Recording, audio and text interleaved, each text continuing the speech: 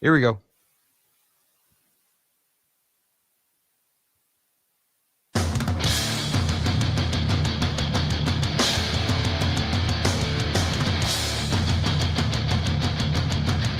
You are listening to Miller and Moulton, exclusively on the Florida Sports Network. And now, here's Mark Miller and David Moulton. Top of the morning to you on this final Monday of November. And we ask you after this holiday weekend, how the heck are you? Miller and Moulton here on the Florida Sports Network, floridasportsnetwork.com. Thanks so much for being with us. I come at you from Chile. Last night it was flat out windy, rainy. Indianapolis, 42 degrees this morning. Of course, the game, Monday Night Football, is in a dome, so it won't much matter. Mark in the cozy confines of the 239. You still in the 70s? I don't think it's that cold. It's downright hot. No, I meant now. No, I'm not sure. It's certainly, if it is, it's mid to upper. It is. Summer's back, man. The rest of you can have all the weather you want. We're back into summer. Heard that. I did notice, it was about a 13-degree difference between Fort Myers and Jacksonville last night. I looked at it. I went, oh, yeah, there we go. We got that going on. What do they do up north? March out like a lion, in like a lamb, or whatever it is. December, in like summer. That's our motto around here. I got you at 73 degrees, by the way. 54 in Jacksonville. Just a little difference there. Miller and Moulton here on the Florida Sports Network. First off, and we did a show Friday for those of you that missed us because you were already, in amongst your Thanksgiving weekend. We get it, but it was a football Friday before rivalry weekend, so we felt compelled to do a show, and a good one, I might add, with great guests. But how was your weekend? It was terrific. It was, I'm a little overweight. I'm a little bloated. I had too many leftovers, too much pie, all of those things, but that goes with Thanksgiving weekend. But what a fantastic weekend of football. Well, I thought it started with the Gators and the Noles Friday night with a damn entertaining game. Really entertaining game. And both quarterbacks playing lights out, making big plays, and the Noles getting a deserved victory and a tough victory and a quality win at the end of the day. And Richardson with a fascinating legacy, if this is, in fact, his final year at Florida. I mean, you're right, Mark. He made some big plays, and he's compelling television and all that, and he's a handful back there. And he also was 9 for 27 throwing the football with 11 straight incompletions from mid-second quarter to mid-fourth quarter. I mean, he really should not go in the NFL, in my opinion, this early, but, whatever. He's getting the advice that he's getting. Certainly everybody around the program is acting as if that was his last regular season game. That is for sure. But it was entertaining, and it got the big stage. It got ABC on a Friday night. Maybe next time the folks at Disney will realize that they put that game on ABC on a Friday night and give us an announcing crew worthy of ABC on a Friday night. Yeah, as opposed to an ESPNU telecast. Holy cow. No. Don't insult the fine broadcasters on ESPNU, okay? I mean, I have done many an ESPN Plus broadcast, and I felt insulted by the work, that was being given to us Gator and Nole watchers. And that was the only show prep Miller and Moulton did. We talked about the game for a little bit and both said, what was that announcing crew? Wow, that was bad. That was bad. Game was so good, you kept watching. I have to admit, I kept turning the volume lower and lower and lower. There was like barely background noise by the fourth quarter of that game. But and Napier's first year goes in the books at 6-6, and heck, they beat Utah, who's playing for the Pac-12 championship. In fact, Mark, there's a part of me that thinks, did Florida keep Utah out of the possibility of still making the playoff if Utah was 10-2 instead of 9-3. Man. But that's a whole world unto itself, this whole college football playoff. And a lot got settled this weekend. It did, but there's still a lot out there that could happen. And there's one part of chaos that we'll get to at some point in the show that'll make some people, well, feel like they overate at Thanksgiving again. Yeah, I was going to say, when you said you felt overweight and bloated, and I, of course, was going to take a cheap shot and go, and you didn't feel that way before the weekend? Not the way I do now. I mean, I make the stupid mistake, David, of getting on the scale during Thanksgiving weekend to see how much weight I've put on. And let's just say, it wasn't good. And that's all right. I want to know, like we find out on, later Tuesday, or we find out when you check the standings. I want to find out where I stand. I want to see what happened over the weekend with my standings. And David, I went from a third place team to a fourth place team in a bad division in the NFL. That's how I feel. So your season's now officially over and you're planning for the draft. You're the Green Bay Packers, are you? Exactly. Okay, congratulations. Well done. Well done. Miller and Moulton on this fine Monday, the final one of November in 2022. I will say, if it's the last game that they're going to play for a little while, and if that is in fact the case, shame on both schools, but especially UCF. Talk about entertaining games. And UCF nearly with an epic collapse. 28-0 lead on a 1-10 football team whose only win is against a bad FCS program, and you're losing with 5 minutes to go in the fourth quarter, needing a drive to save your season. A drive, a spectacular catch, a lot of other things that happen to go your way on that drive. Another super entertaining football game, and I feel badly for South Florida for as hard as they played. That was a tough one to take because they worked hard enough to earn that win and just couldn't hold on in the end. And UCF gets to the AAC title game battered and bruised, and they're going to have to find a hell of a lot better performance than they had this past weekend. And they're going to have to beat Tulane for a second time in Nolens if they are to be AAC champs and get a New Year's Day bowl game. And then there was Sunday, in which two of the three Florida teams won, and the one that lost, they just want to take this division race down to the end, don't they? They just don't want it to be easy. They want to be one and done in the playoffs as a bad 4 seed, that the only reason they're going to host a game is because those are the rules. Tampa Bay had them. Couldn't put them away. Couldn't put Jacoby Brissett and the Cleveland Browns away. That's a problem. That's a big problem. Because that game should have been over with mid-third quarter. Mid-third quarter, they're up 17-10. And I don't know if they crossed midfield the rest of the game. I know that their 7 possessions after they went up 17-10 were 6 punts and time running out on them at the end of regulation, in which maybe they just scraped their way across midfield on one of these drives. But 7 drives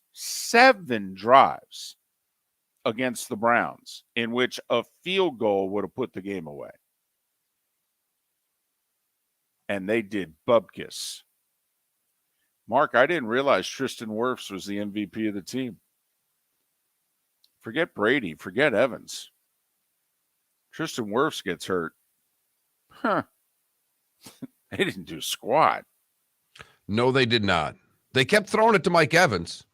He was never open, but they kept throwing it to him. They made sure to get him his targets. He had 2 catches, 9 targets. It seems like a bad ratio.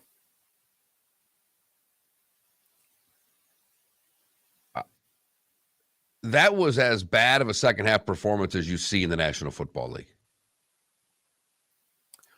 And played the whole second half with the lead. couldn't put him away. An amazing catch by Njoku. It was. I mean, it was. And it's a tough way to, if you don't know if you could defend it any better, you'd probably defend it the exact same way. And you just have to tip your hat to him. But got the ball first in overtime, had 2 chances with the ball in overtime, didn't really do much either time. And Tampa Bay loses. And the NFC South is still very much a race. Atlanta helped them out by throwing an interception at the goal line at the end of their game so that the lead stays the same in the division for the Tampa Bay Buccaneers. Well, if not for that, Atlanta being first, right? Right. So this could come down. Tampa Bay at Atlanta, final game of the regular season for the NFC South title. Boy. And right now, you look at the Bucs. Don't know if they're going to get Wirfs back. And if you're thinking about even if they can get to the playoffs, they're certainly going to be the 4 seed, which means they're going to get the second place team in the NFC East, which means they're probably going to get the second best team in the NFC. At worst, the third. They'll probably be a home dog right now in their playoff game. Oh, if they play the Cowboys, they'd be, I think right now, a 4 or 5 point home dog. I agree. And I think it would go up. I don't think it would get to 7, but I think it might settle at 5.5, 6. Yep.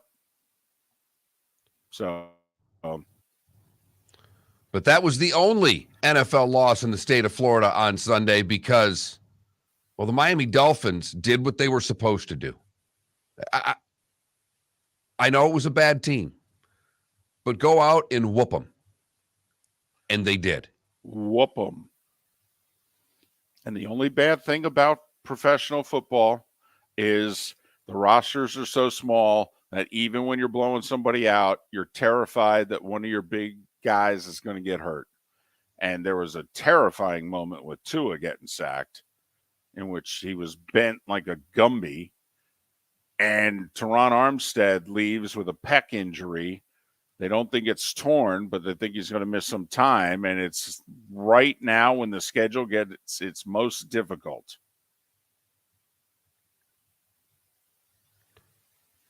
And even the Jags do what we've talked about so many times.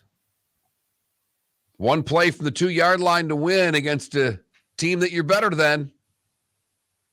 And the Jags deliver with a 2-point conversion and take down the Ravens, making that division very interesting. So just an amazing weekend, and we haven't even gotten to the game yet. No, we haven't. JP Shadrick called the game. He'll join us in the 8 o'clock hour. Gary Danielson in the 7 o'clock hour. The starting 5 and 25 minutes. Where else but right here on Miller and Moulton, the Florida Sports Network. Mark Miller for SWFL Golf Carts or online, flgolfcarts.com. If you're looking for a golf cart, an e-bike, or an e-motorcycle, go visit Alex and the gang at SWFL Golf Carts. flgolfcarts.com online. Check out their whole inventory. If you're looking for a custom cart, they can take care of you. 2-seater, 4-seater, 6-seater, they've got you covered. E-bikes, nobody better for value and service. E-motorcycles, check them out. Again, flgolfcarts.com. flgolfcarts.com. David Moulton for Napa Auto Parts, and Napa Filters. Insist on Napa Filters for your vehicles, or if you're a do-it-yourselfer, only buy Napa Filters. Napa has a filter for almost anything on earth that moves, whether it's motorcycles, foreign and domestic cars, vans, SUVs, earth-moving equipment. You get the idea. Napa Auto Parts, Napa Filters. Insist on them for your vehicles, or if you're do-it-yourselfer, only buy Napa Filters. Excuse me. Hey, the line starts back here. Ma'am, if your party's not here, you're going to have to go around again. If you had the opportunity to avoid all this, wouldn't you? Salt Live is the official transportation provider of the Miller and Moulton Morning Show, making your trip to and from the airport seamless and stress-free. Salt Live is supported with the help of local partners like the Bayfront Inn. Gather your family and friends and enjoy a leisurely day on the water with a pontoon or deck boat. If you prefer to explore the waterways without a motor, the Bayfront has canoes, standboards, and kayaks. At the end of your journey, enjoy lunch or dinner at the Bamboo Tropical Bar and Grill. The Bayfront Inn, something for everyone on 5th Avenue in downtown Naples. BayfrontInNaples.com. When you need a ride, book with Salt Life Transportation, 308-8686. Or book on saltlifetransportation.com.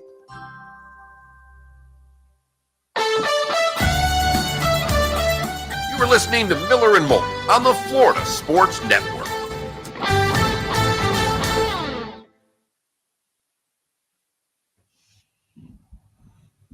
Yeah, behind Georgia's in if they lose. Michigan's in if they lose. Yeah, I think those are the only two. I know Clay Travis is trying to say TCU's in if they lose. I don't believe that. I don't either. Yes, I get to do Army Navy again. You're right, Klecko. Buckeyes have no excuses. None. Zip, zilch, none. They lined up and got whooped. It happens. Only for them it happened 2 years in a row the same way. Yep. They got their asses kicked in that second half. They got just beat up physically. Thought there was a couple times in the first half Ohio State was ready to goat rodeo them too. I will say that Stroud touchdown pass to Harrison. Yeah. Ooh, that's a get paid throw right there. That was nice. Yeah, KW was 3 to 5 yards short. Holy cow. Yeah, Klecko will be interesting now. What do they do?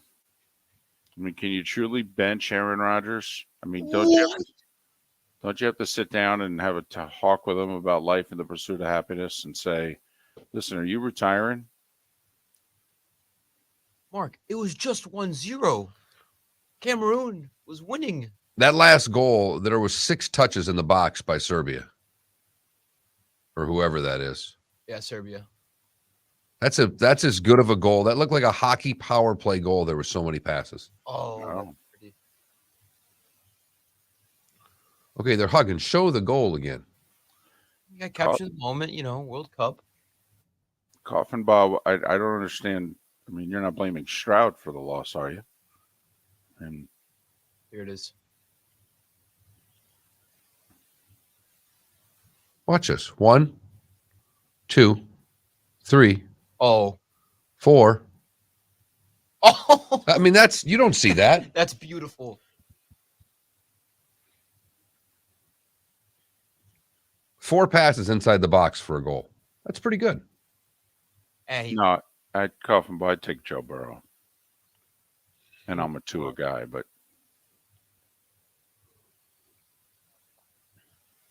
hey, one of our listeners wants to know our T-shirt sizes because he wants to buy us Christmas presents. Tarp, Tarp, XL, and whatever you wear. What the hell's tarp? the biggest thing you can find. Oh, gotcha. Yeah, I'm a 2 or 3X. But with T-shirts, you might as well go 3X because it's going to shrink at least one size as soon as you wash it. Oh, he had to go Raiders. He had to. That run alone at the end. I'm wondering what that did with daily fantasy. Had to just change it immensely.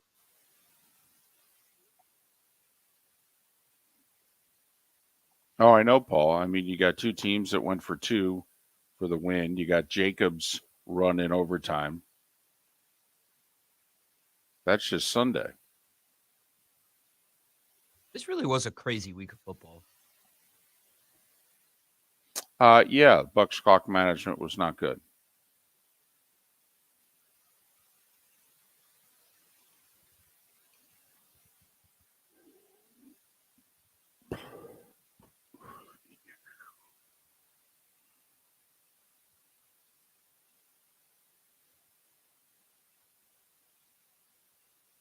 I did see that lineman in Russell's face.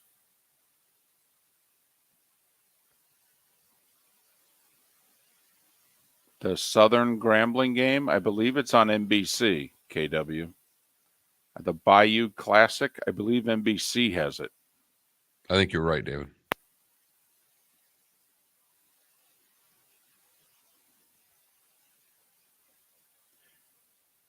Well, 25 there seconds. could be. There could be. But there's really only 2 games that matter.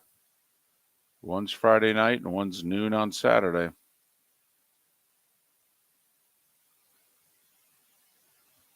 Here we go. 10 seconds.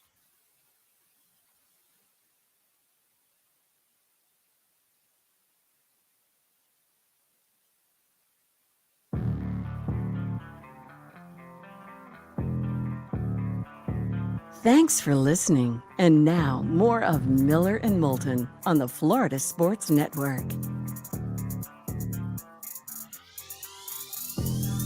21 minutes past the hour. Top of the morning to you. How the heck are you?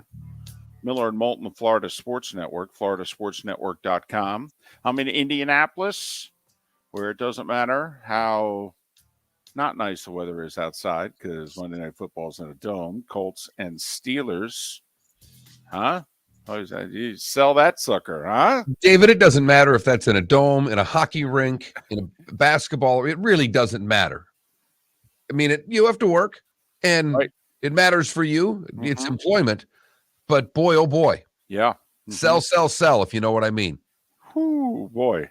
I'd rather look back. I was going to say, so just how much does this Jeff Saturday thing really honk you off? And really, the development of Kenny Pickett means that much to you. Okay. But that's what we got this Monday night. Listen, most of the country is going to be thinking the same thing next Monday. It's Bucks hosting the Saints. Look for Tom Brady. How watchable is that game? Be great for me. It's a home game, only one all year, but man, oh man. Miller and Moulton here on the Florida Sports Network. Listen, we love rivalries, and you and I love the hate that can exist in sports. We don't want it to cross the line like Dodgers Giants fans in the parking lot, in which they literally put people in the hospital and ruin people's lives. I mean, that's criminal. Okay, just sports hate, sports angst. We love it. And no sport thrives on it like college sports, and especially college football. So when you can win 90% of your games, but if you don't win the right one, they want to fire you, that's our kind of game. Did you see the post game at all? I'm so glad that that's where you went, because first off, Woodson wasn't there, which that already, they start the post game and there's no Woodson next to Urban. I'm like, what do you mean there's no Woodson next to Urban? That's why I'm still watching this, for crying out loud. But Urban starts breaking the game down, and Urban went through the checklist of things that Michigan had to do, and he was obviously had to be complimentary of Michigan because they just got done beating Ohio State's ass in the second half. And as he's going through the boxes and he's checking them off for Michigan, you can loudly hear the Buckeye fans chanting in the background, "We want Urban." Oh, boy. Right. Like I said, win 90% of your games, you lose 2 in a row to the wrong team who you won't even refer to by name, and they start calling you a name, and that name is John Cooper. That is not a name you want to be called in and around Columbus. No. And Ryan Day's like one more loss to Michigan away from being the 21st century John Cooper. Cooper went like, what, 2-10 against the Wolverines, something like that? I think it was however many years he was coach. We got to figure that out. I thought he was there for 14 seasons. Maybe that's 1 or 2 too many. But it was 2-something and 1. He had 2 wins and a tie. 2-11-1 then was the number. Yeah. It's like 2-9-1, 2-10-1, 2-11-1. So I thought he was there 14 years, but whatever. And that's why, and he would never reference the game as being more important than the others.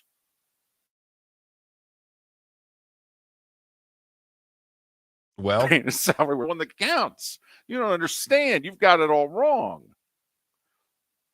And that's why the legacy and the legend of Jim Tressel, he was on the job 12 minutes, and he referenced, when we go to Ann Arbor next fall and okay, and the whole basketball arena stands up and roars like finally somebody who gets it. And then he delivered. They went up there as underdogs and beat them. And beat him quite a lot. Yes, as a matter of fact, he did. Beat him quite a lot. In fact, however many years he was coach, which I believe was 10, he went 9-1. Urban was there 7 years, and he went 7-0. So, yeah, they kind of have gotten used to winning this game because that's a 16-1 stretch right there. And then Ryan Day won his first meeting, right? Yeah. But now Harbaugh has won 2 in a row. Uh-huh. Went to Columbus and beat him. And it wasn't just the fact that Michigan's now won 2 in a row. It's how they've won 2 in a row. Right. They have physically dominated Ohio State. They have punched them in the mouth, and Ohio State can't get up from a standing 8 count and punch back. And that's starting to piss the Ohio State fan base off something fierce. Well, especially since, the propaganda for a year was we're toughening up. Practices have never been tougher. All right. This is back to, when men were men, and that's how we're practicing, and we're getting ready, and now they got to come to our place and rah, rah, rah, rah, rah. Yeah, well, your place was nothing for him in the second half. Nothing. I was going to say, we running on your turf or our turf? I mean, I don't know. It seems kind of the same. We're running off tackle, by the way. I mean, Bo and Woody would have been proud. I mean, we're running off right tackle, for goodness sakes. This isn't that complicated. You block him, somebody get to the linebacker, safety better make a tackle. Uh-oh. I mean, it's pretty Safeties simple didn't make football. tackles, and corners couldn't cover. Right. I mean, this vaunted Ohio State roster with all these NFLers couldn't cover bad Michigan receivers one-on-one. Ohio State's the school that's sending every one of the receivers their first-round picks. They all were last year. A bunch of them are this year.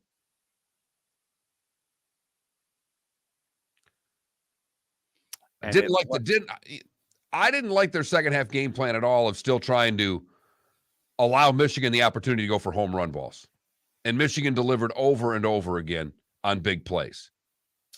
Well, I think, Mark, at the end, they had to play it that way because, look, they couldn't stop their running game, obviously. 7 on whatever, they couldn't stop them. They felt they needed the 8th in the box, and then even in the fourth quarter with the 8th in the box, they couldn't stop the damn running game. So I actually think the defensive coordinator's game plan was justified. His guys just let him down. Nobody thought the Michigan receivers were going to kick the out of the Buckeye secondary the way they did. And then once that started to happen, the offensive line said, we'll take it from here. Thank you. Appreciate it. But what did they outscore them? 28-3 to end that game? Baby, planting the flag, midfield. Did you hear Harbaugh's answer, by the way? Hey, what do you think about your guys planting that flag at midfield? He said, well, I think I'd like to put that flag in our museum. I just love how he escapes the on-field reporter. This has now become something that I'm interested in. How is it possible for Harbaugh to do a spin move and get away? And who's going to finally grab Jim and not let go? I think it's great. I know you probably don't in the announcing world, but I find it to be hysterical. Nope, put this player on. He was great today. That's who you want to talk to. And then he went and got Edwards and walked him over. And when you're done talking to that guy, you're going to talk to this guy. But I just love the fact that Ryan Day's lost, 5 games? How long's he been there now? 4 years? He's lost 5 games. I think he's 45-5, something like that. Remember, they didn't even play a full season 2 seasons ago.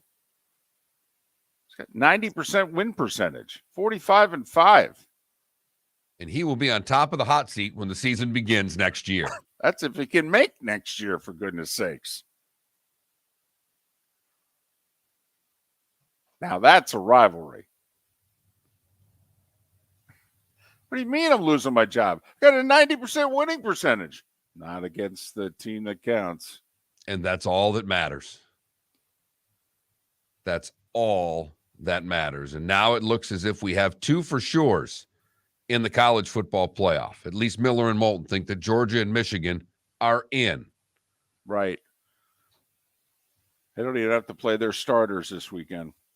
Starting five. We'll have that on the other side of Miller and Moulton, the Florida Sports Network. Don't miss the Miami Dolphins watch party every Sunday at the Seaside Bar and Grill in Bonita Springs. Presented by Clutch Vodka. The Seaside will be serving Clutch Vodka drinks, including the awesome Bloody Mary bar at the Seaside. If you can't be at Hard Rock Stadium, come have fun at the best place in town to watch the Dolphins and enjoy the best, clean, crisp, smoothest vodka. That's Clutch with a K. Miami Dolphins parties every week at the Seaside Bar and Grill on Old 41 in Bonita Springs. Powered by Clutch Vodka. Yeah. Hi. Excuse me. Hey, the line starts back here. Ma'am, if your party's not here, you're going to have to go around and get. If you had the opportunity to avoid all this, wouldn't you? Salt Live is the official transportation provider of the Miller and Moulton Morning Show, making your trip to and from the airport seamless and stress-free. Salt Live is supported with the help of local partners like the Bayfront Inn. Gather your family and friends and enjoy a leisurely day on the water with a pontoon or deck boat. If you prefer to explore the waterways without a motor, the Bayfront has canoes, standboards, and kayaks. At the end of your journey, enjoy lunch or dinner at the Bamboo Tropical Bar and Grill. The Bayfront Inn, something for everyone on 5th Avenue in downtown Naples. BayfrontInNaples.com. When you need a ride, book with Salt Live Transportation, 308-8686, or book on saltlivetransportation.com. Mark Miller for SWFL Golf Carts or online, flgolfcarts.com. If you're looking for a golf cart, an e-bike, or an e-motorcycle, go visit Alex and the gang at SWFL Golf Carts. flgolfcarts.com online. Check out their whole inventory. If you're looking for a custom cart, they can take care of you. 2-seater, 4-seater, 6-seater, they've got you covered. E-bikes, nobody better for value and service. E-motorcycles, check them out. Again, flgolfcarts.com. flgolfcarts.com. You are listening to Miller and Moulton on the Florida Sports Network.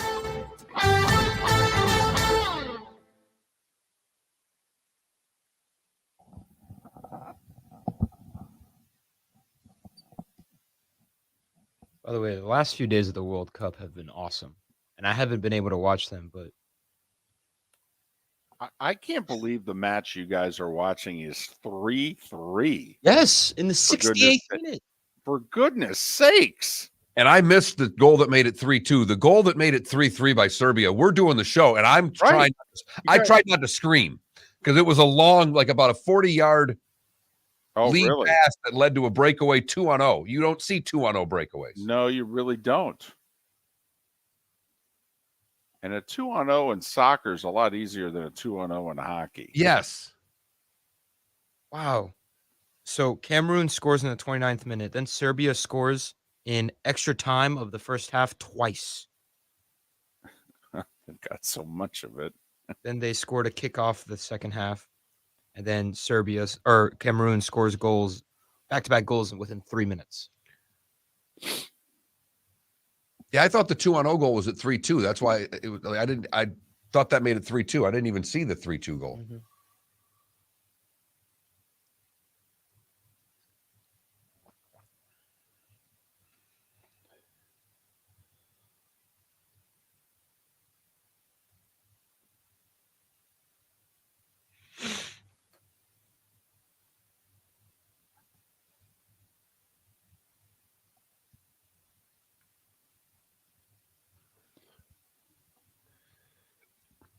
I found this TikTok account. I was laughing. The guy basically made a bet with the entire U.S. that if the U.S. beat England, he would refer to the sport forever as soccer. And since it was a tie zone, he goes, so I'll say it once. And, the thick accent, he goes, it was a really good soccer match. It's fantastic.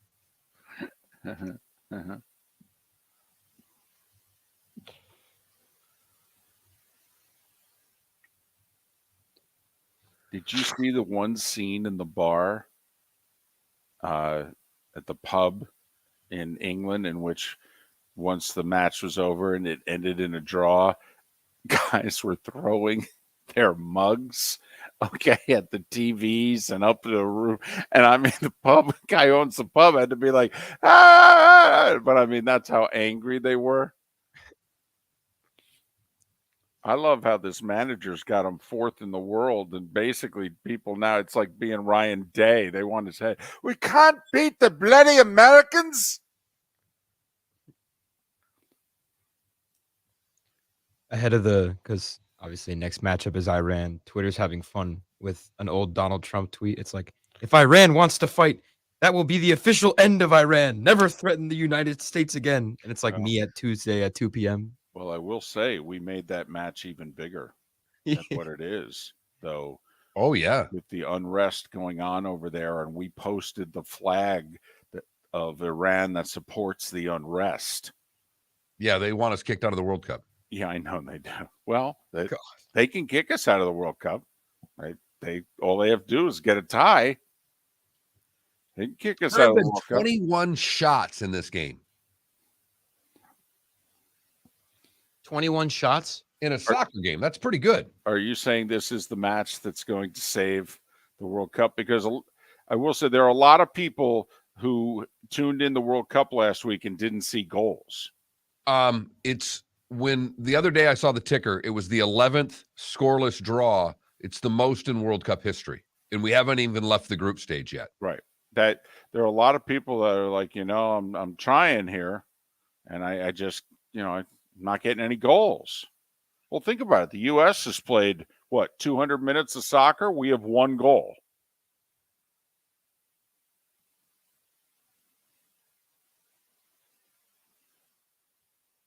Mexico hasn't scored yet.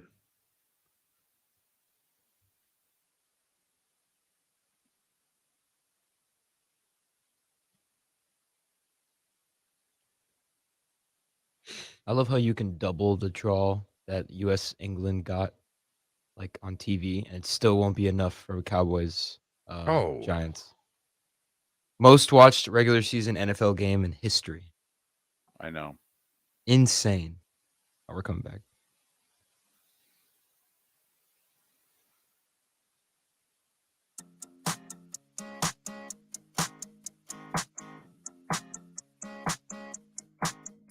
You're listening to Miller and Moulton, exclusively on the Florida Sports Network.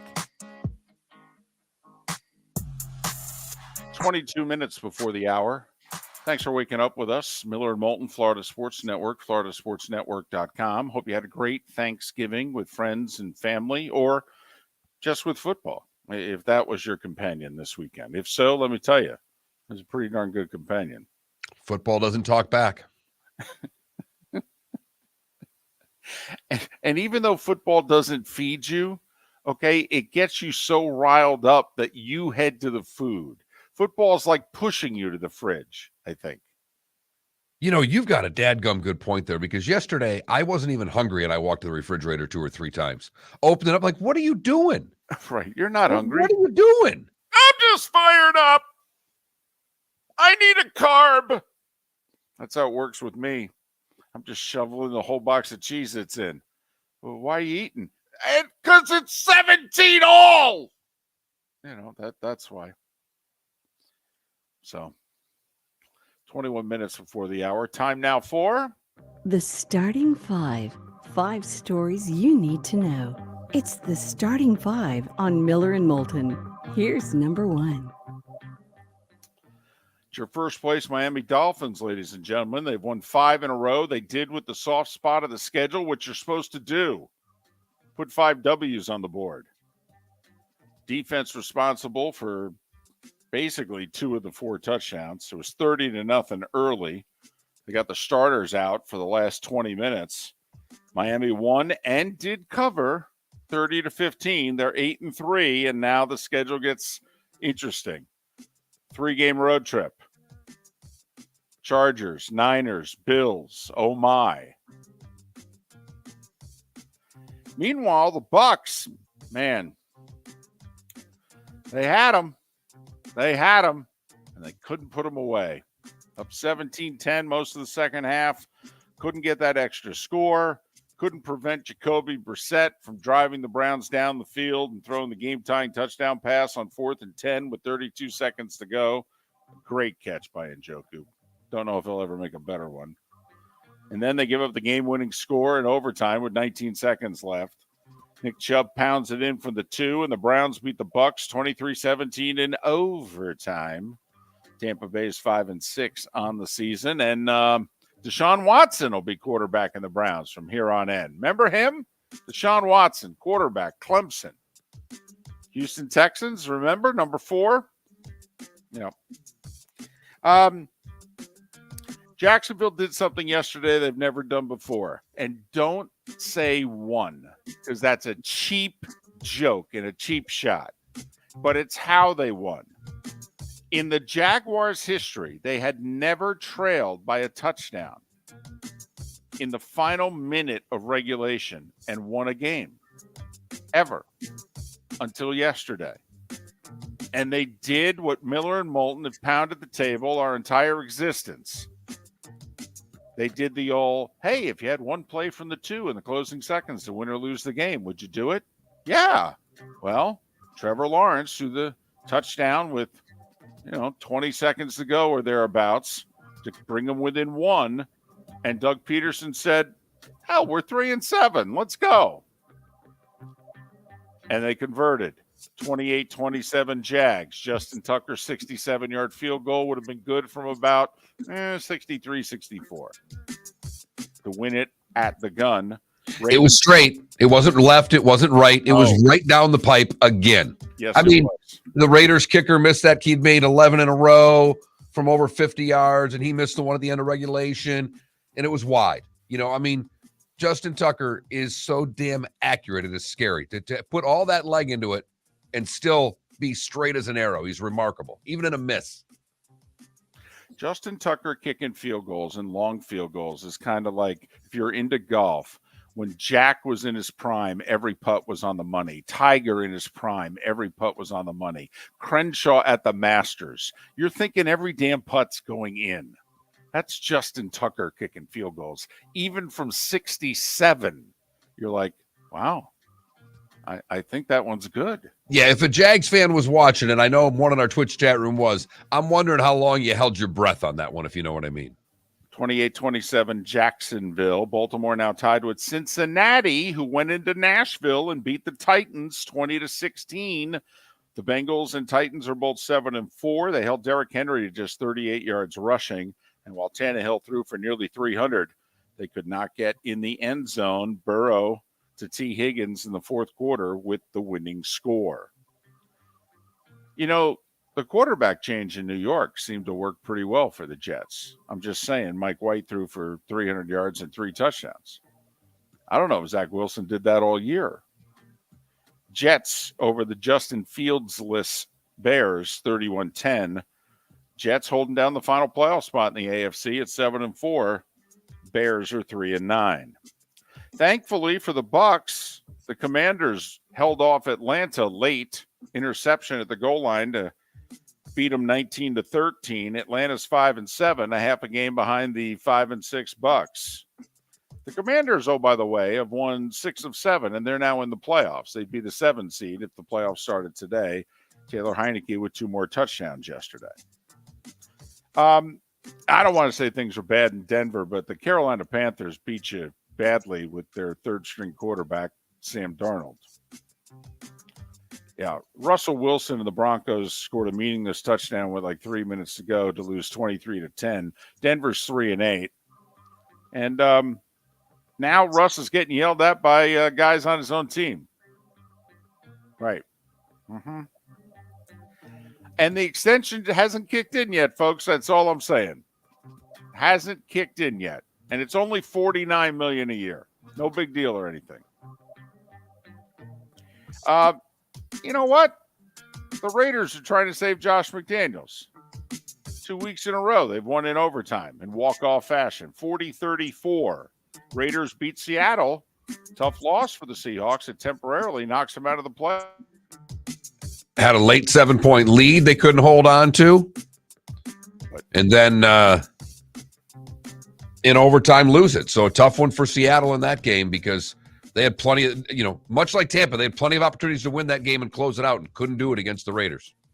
Chargers saw what Jacksonville did, Mark, and they said, well, I mean, we're Mr. Analytics. Are you kidding me? Of course we're going for 2.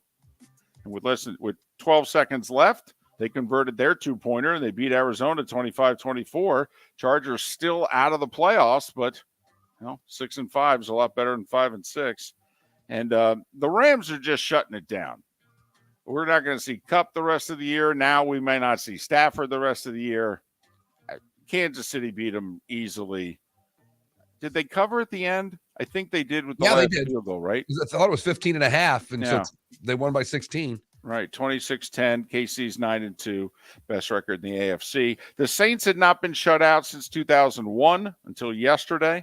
San Francisco beat them 13-0. Niners now lead the West at 7-4. And last night, Jalen Hurts, he ran for 150. He threw for 150. No big deal. Everybody does that, right? Philly 40-33. Aaron Rodgers got hurt. Jordan Love came in, looked pretty good, actually.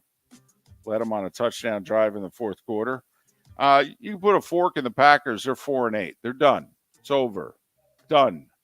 Now we start talking about whether or not Aaron Rodgers is going to be the quarterback of the future there, or whether they sit him down and play Jordan Love.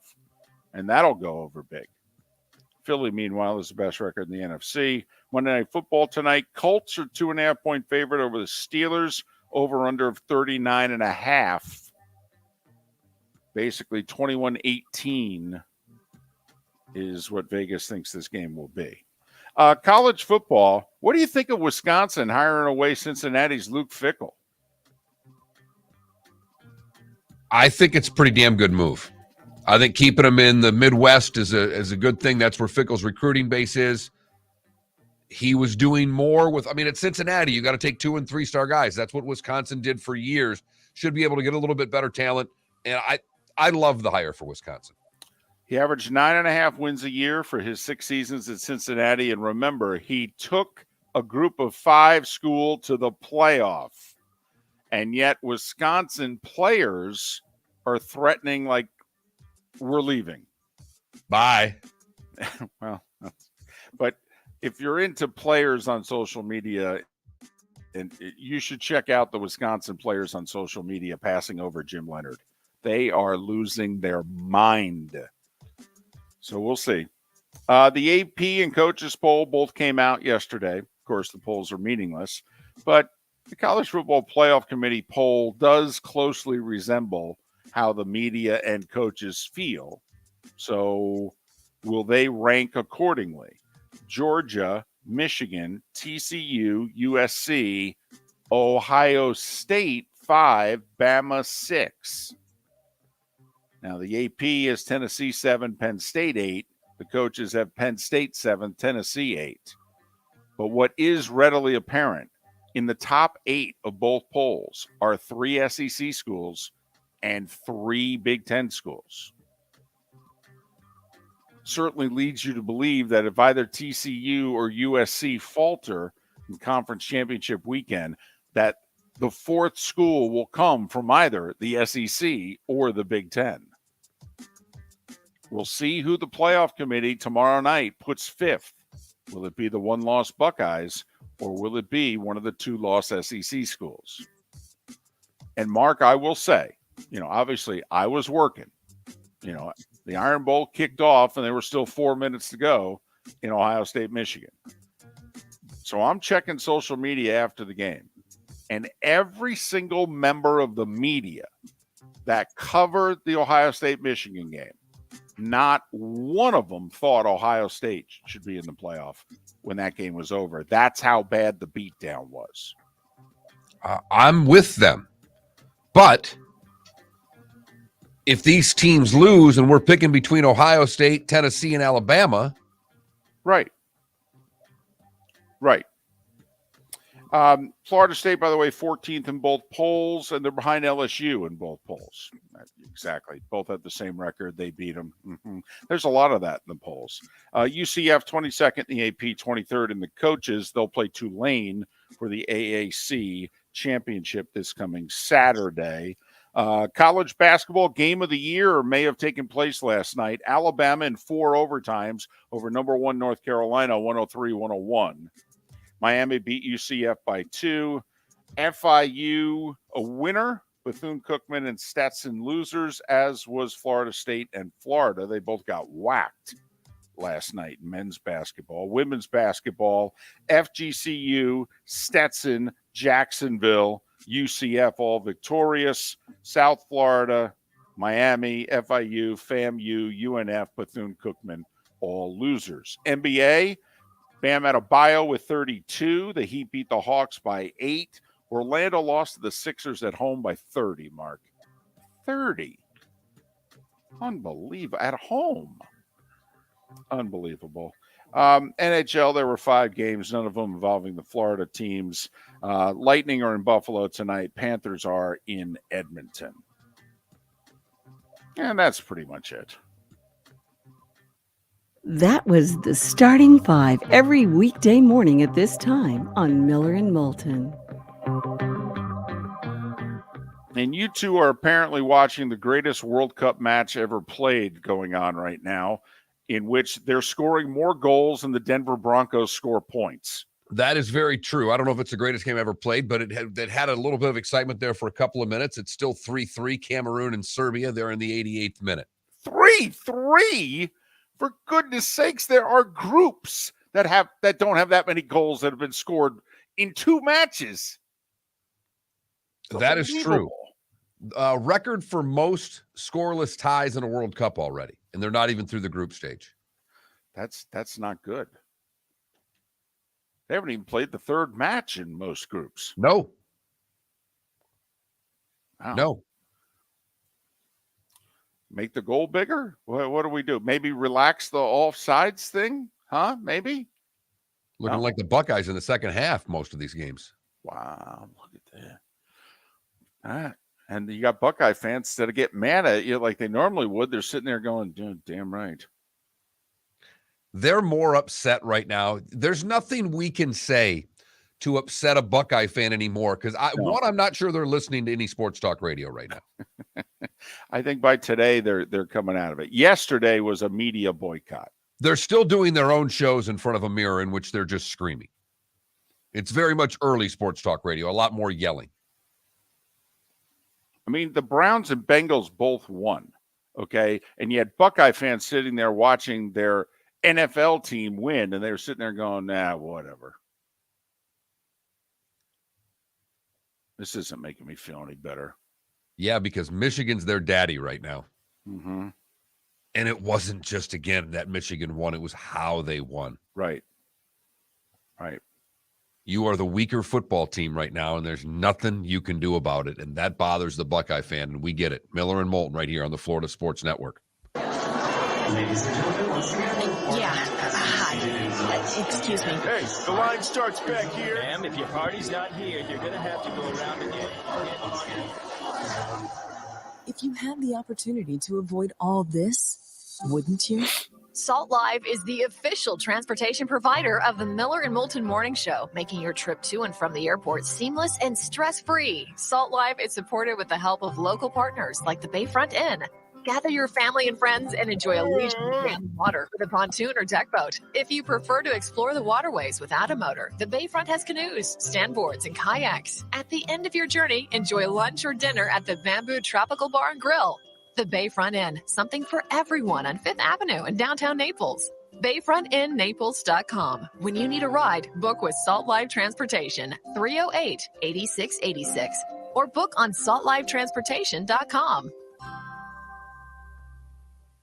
David Moulton for Napa Auto Parts, and Napa Filters. Insist on Napa filters for your vehicles, or if you're a do-it-yourselfer, only buy Napa filters. Napa has a filter for almost anything on earth that moves, whether it's motorcycles, foreign and domestic cars, vans, SUVs, earth-moving equipment. You get the idea. Napa Auto Parts, Napa filters. Insist on them for your vehicles, or if you're do-it-yourselfer, only buy Napa filters. Mark Miller for SWFL Golf Carts, or online, flgolfcarts.com. If you're looking for a golf cart, an e-bike, or an e-motorcycle, go visit Alex and the gang at SWFL Golf Carts. flgolfcarts.com online. Check out their whole inventory. If you're looking for a custom cart, they can take care of you. 2-seater, 4-seater, 6-seater, they've got you covered.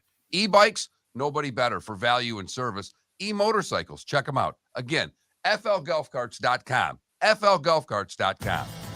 Miller and Moulton here for the Clutch Vodka Play of the Day. Mark, remember Nick Charles, Fred Hickman, the CNN Play of the Day? Yeah, CNN did a nightly sports show. That was a while ago. Yes, it was. Just work with me. Everyone liked the pod, the Play of the Day. So how about we have the Clutch Vodka Play of the Day? Sounds good. Fun. Smooth. Like Clutch Vodka. Listen weekday mornings for the Clutch Vodka Play of the Day. That's Clutch with a K. Golfers, are you bored of the same old driving range warm-up routine that's not getting you the results that you want on the course? Power up your golf swing by adding resistance bands to your range sessions with the Orange Whip Golf's Power Strap Kit. Featuring band attachments to your feet and hips, Power Strap resistance training will boost club head speed, increase power, improve flexibility, all with just a few swings. Buy a Power Strap Kit today. Go to orangewhipgolf.com and use code Miller10 to receive an additional 10% off the already great price of $119. You were listening to Miller and Moulton on the Florida Sports Network.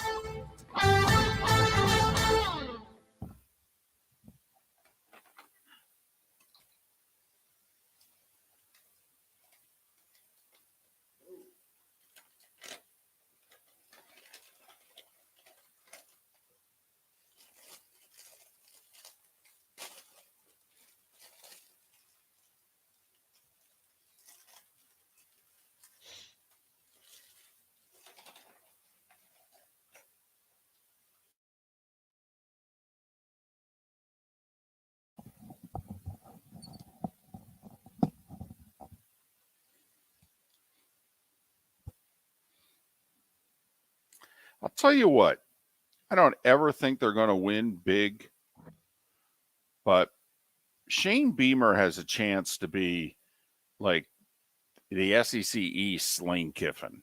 He has a chance to just be the fun, wise-ass coach of an 8-4 school that are probably never going to, never going to be able to get to the top. But when they do away with divisions here, who knows?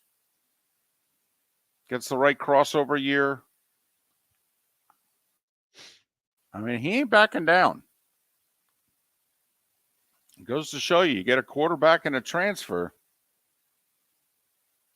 you can beat teams. Hey, imagine you're an Oklahoma fan right now. You got Rattler over at South Carolina. Right.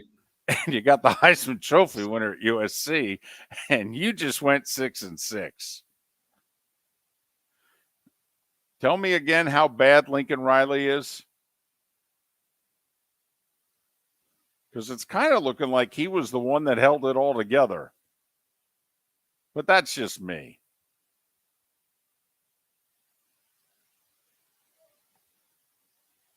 Speaking of bowl games, KW, apparently it's going to be the Gators and UCLA in the Las Vegas Bowl. And it's going to be like one of the first bowl games played. It's like December 17th, which I think is the earliest date you can have a bowl game. I love bowl projections.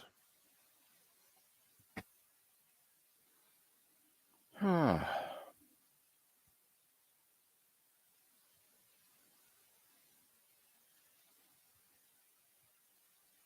I think they went 8-4, didn't they? RCB? Yeah.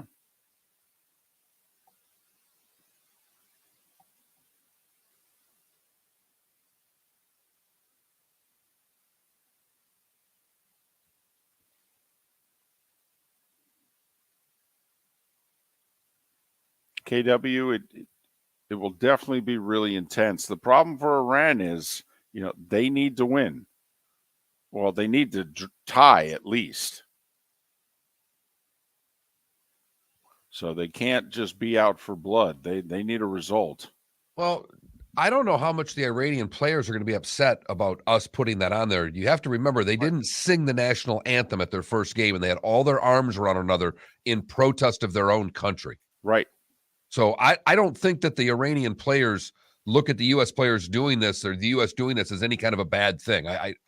Right. I don't. I mean, I think the Iranian players would gladly jump on the U.S. bus and come home with us right now. 15 seconds. And you know what? If they let us win, we'll bring them home. 10 seconds. I'd make that trade right now.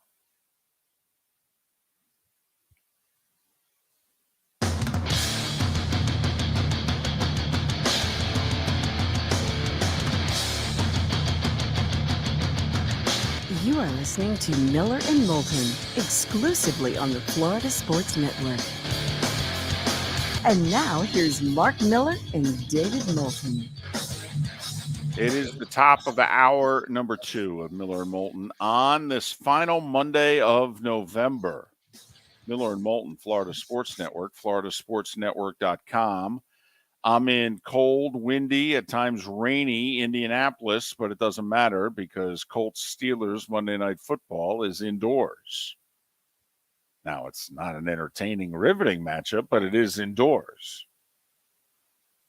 Mark is in the cozy confines of Southwest Florida, where it is warmer at this hour than it will be in the Dome in Indianapolis in 12 hours. Think about that. That's how warm your weather is. You're warmer right now than the 72-degree controlled environment of a dome. And your point is, it's why we live here. That is true. That is true. Just so you know, north of I-4, it's in the mid-50s. It's why I chose Southwest Florida as a destination to live, David, not Northwest Florida. And you're not alone, Mark. And you're not alone. The Bucks. Mm-hmm. Yeah. Mm-hmm. Well said. I totally agree. Yes, absolutely. Good thing they're in the NFC South.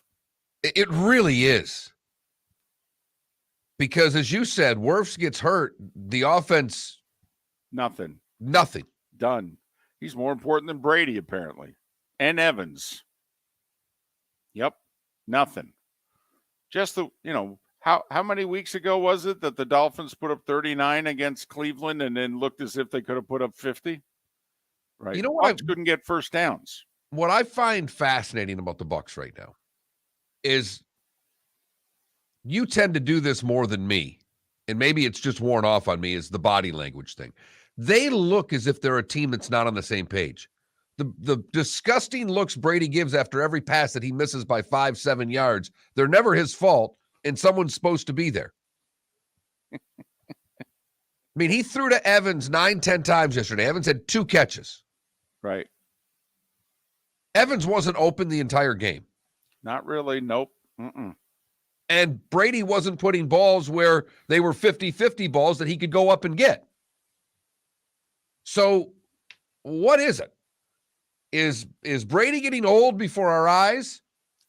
Wait, you mean at 45, he's finally looking like a veteran quarterback? He certainly is. Yeah. Listen, he's looking like Tiger. I mean, he is. You know, there have been times here in Tiger's second, third, fifth, eighth act, whatever it is, all right, in which you go, wow, Tiger, he looks great, but Tiger's old. Look at him. All right. And yeah, there's no doubt. We have never thought that Tom Brady looked old until this year. You know, I think the other thing too, David, we spend a lot of time talking Bucs and Dolphins down here. And we've asked the question about the Dolphins defense before the season, the start of the season, about their defense. Well, was it Flores? How's this defense going to react? I think we need to start making the same questions, and we haven't really questioned the Bucs offense the same way. It was obviously Arians had a lot better command of what this offense was than Leftwich does because it looks pitiful. Now, I know they've lost a lot of interior linemen. I get it. But the offense has not seemed to be in sync, and it certainly was not in sync yesterday when you have a second half the way that they had. They also lost Gronk. And I do think we all now need to go, wow, he's a Hall of Fame tight end. And upon further review, he's even better and more important than I thought he was while he was playing. And I thought he was pretty damn important while he was playing. And you realize, especially, Mark, for Brady, Gronk would have been great for anybody, but Tom Brady is one of the few quarterbacks who loves to throw inside. He made his career throwing where the bodies are. Most quarterbacks want to throw where there are the fewest bodies, to the outside. Brady made his living throwing the ball in between the hash marks, down the seams, in amongst the linebackers and the safeties.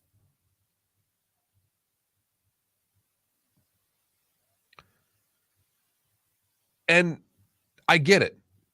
They've lost to Gronk. They lost the inside of their interior line. Mm-hmm. But a lot of teams lost players and can go in a second half and get a first down or two and maybe even, dare I say it, score a field goal among 7 possessions. Yeah, you would like to think with a 17-10 lead, there have been very few teams that Brady's been on in which when they had a 17-10 lead early part of the third quarter, if you tapped them on the shoulder and said, listen, you need 1 field goal to win this game the rest of the way. You're going to have 7 possessions. You think you can get a field goal? And he would have laughed at you and said, when do you want it? Well, that was the situation yesterday. And so, yeah, the defense gave up the final drive and what have you. Well, you keep knocking on the door. The offense didn't put that game away. How many times is the defense supposed to stop them? They came within a play, and the guy makes the catch of his life, and now next thing you know, you're in trouble. And here's an idea. When another team has a Myles Garrett and your tackle can't block him, right? You may want to chip with the tight end. You may want to have a back hit him a couple of times. Hell, David, you may want to have a tight end on that side and have a back hit him. Because he was getting a lot of free runs at number 12. Correct. And let's face it, like most quarterbacks, he doesn't like to be hit. Doesn't even like to be touched. None of us do. No one wants to get hit. Right. And so it's funny, okay, in which he looks very mortal when he's hit. It's interesting. Maybe Al Davis was right all these years later. The quarterback must go down, and he must go down hard. I think you're on to something, Al. So don't think that, Todd Bowles opens himself up. They're obviously not performing nearly the way they have the last couple of years, so he invites criticism. His clock management was not good. And when you're the head coach, you're responsible in-game decisions. Clock management's a big part of it. Fans are sitting home going, well, what the hell are you doing? And it is remarkable to me how many coaches cannot manage the clock. It is stunning to me how many coaches don't know how to manage the timeouts, when to use them, whether on offense, whether on defense. There are more coaches, Mark, I believe, in the NFL who would get below average to failing grades on clock management than above average to good grades on clock management. It's stunning to me how bad they are. Is it that too many of them are involved in the play calling? What do you attribute it to? Because there's got to be, I don't know if there's a static reason on all sides, but I don't understand how it happens. I don't understand how you don't call a timeout after when all you need is a field goal and you've got limited time. You've got to get the ball across midfield. You get 1 yard and you wait for everybody to run back to huddle. That makes no sense to me. I think it's because they don't have someone in their ear talking to them. Now, I'm going to be a little biased here because that's my job. Okay, but it helps. I'm telling you, it helps. Most analysts in a game are living in the present. They have to do the replay. They have to break it down. One of the things analysts don't have a lot of time to do is think forward. The game moves very quickly. I would have to believe head coaching is the same way. Well, then you got 112 guys upstairs, right? Can one of them be in charge of the future? Can one of them be? I mean, it's what I do. Okay, just little things. Hey, plenty of time here. Got 3 timeouts. When do we want to start using a timeout on defense? Just little things. I really believe that coaches should have a former coach up in the booth with a headset whose only job is to watch the game as if they were sitting on their couch, and occasionally in their ear be able to go, may want to start thinking about taking timeouts here. All right, but that's all.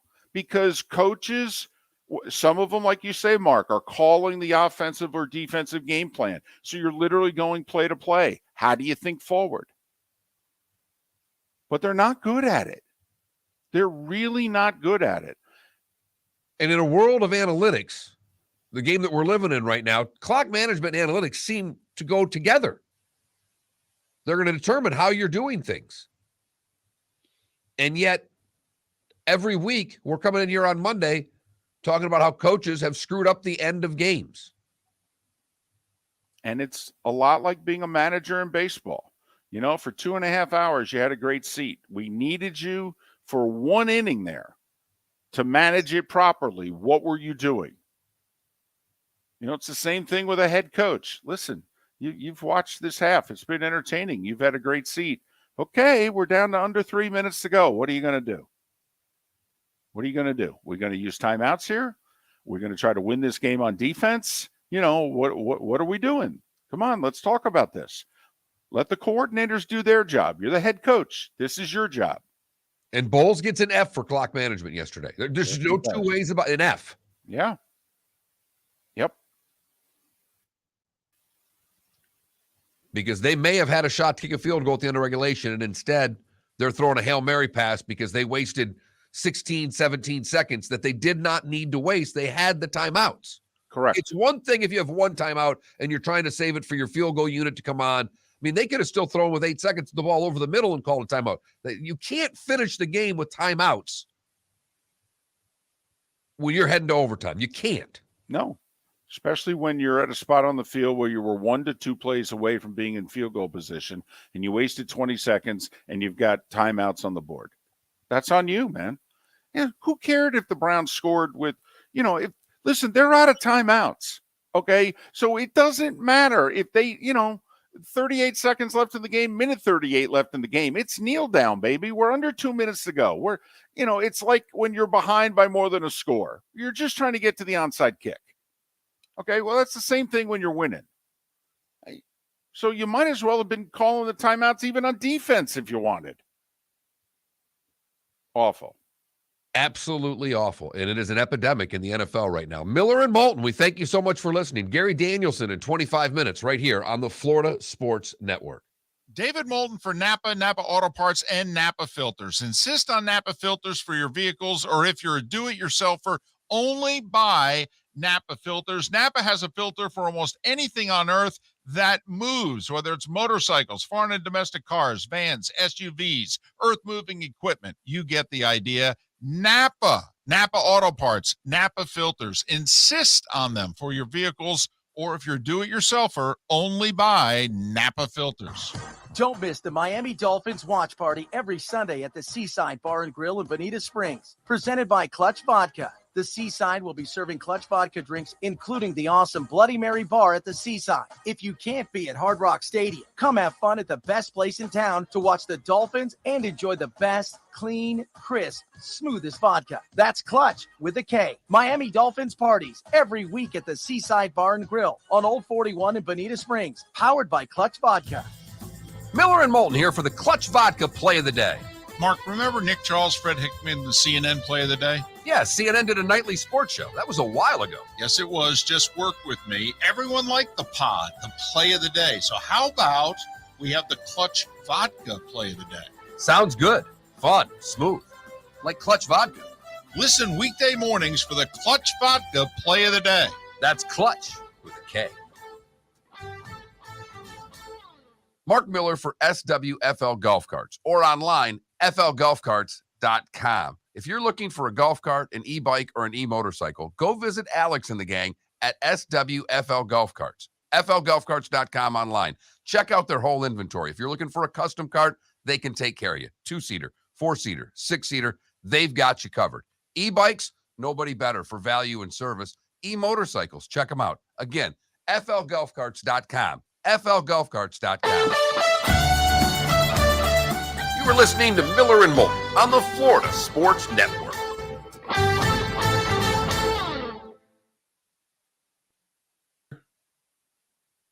You all set here?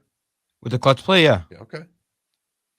I asked Raj if he knew how to get Danielson's call on Westwood One. He said he didn't know. And by Danielson, you mean JP Shadrick. JP, sorry. I keep mixing it up.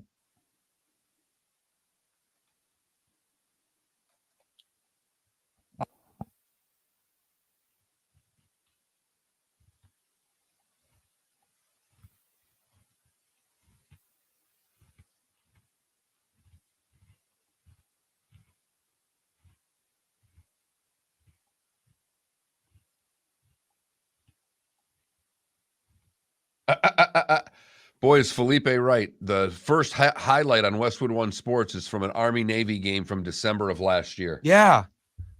Website is terrible. Oh, my gosh. That's awful. Westwood One's incompetence is also the reason why I can't take Thanksgiving off and stuff like that. Hey, you got a son or a grandson or anyone you know that wants to work in radio, tell them to beat me. Well, then, no offense. Then I'm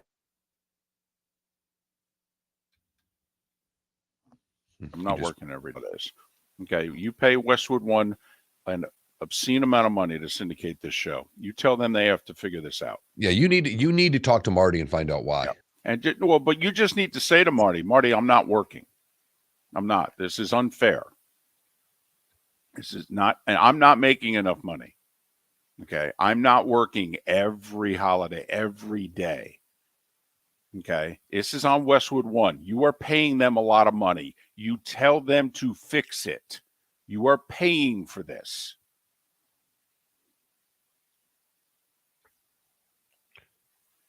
You're right.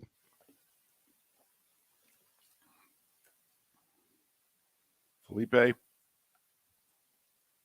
there are certain things you really do need to listen to us about. We've been in this industry combined over 50 years.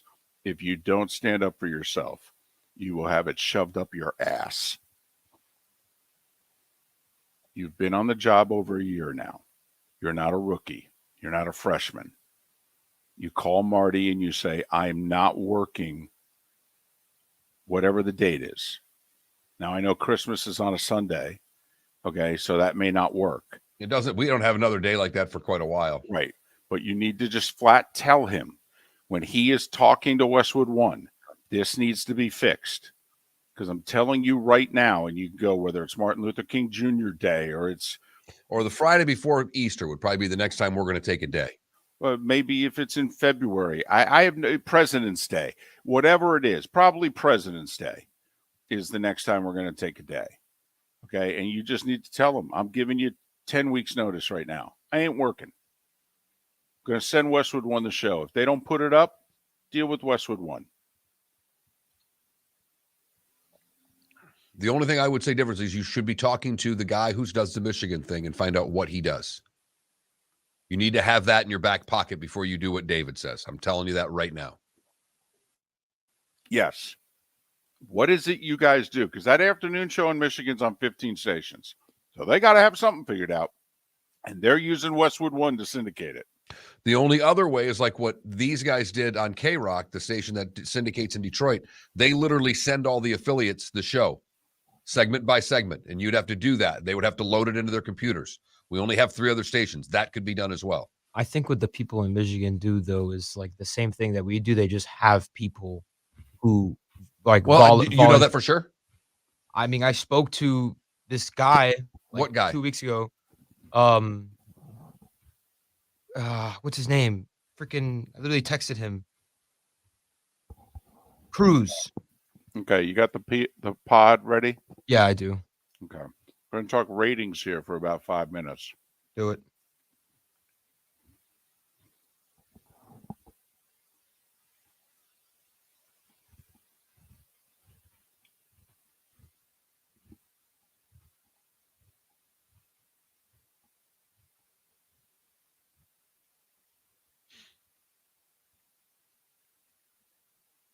Here we go.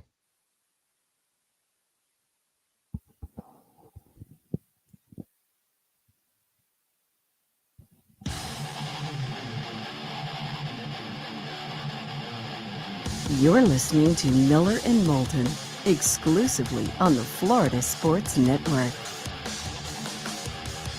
21 minutes after the hour, Miller and Moulton, Florida Sports Network, floridasportsnetwork.com.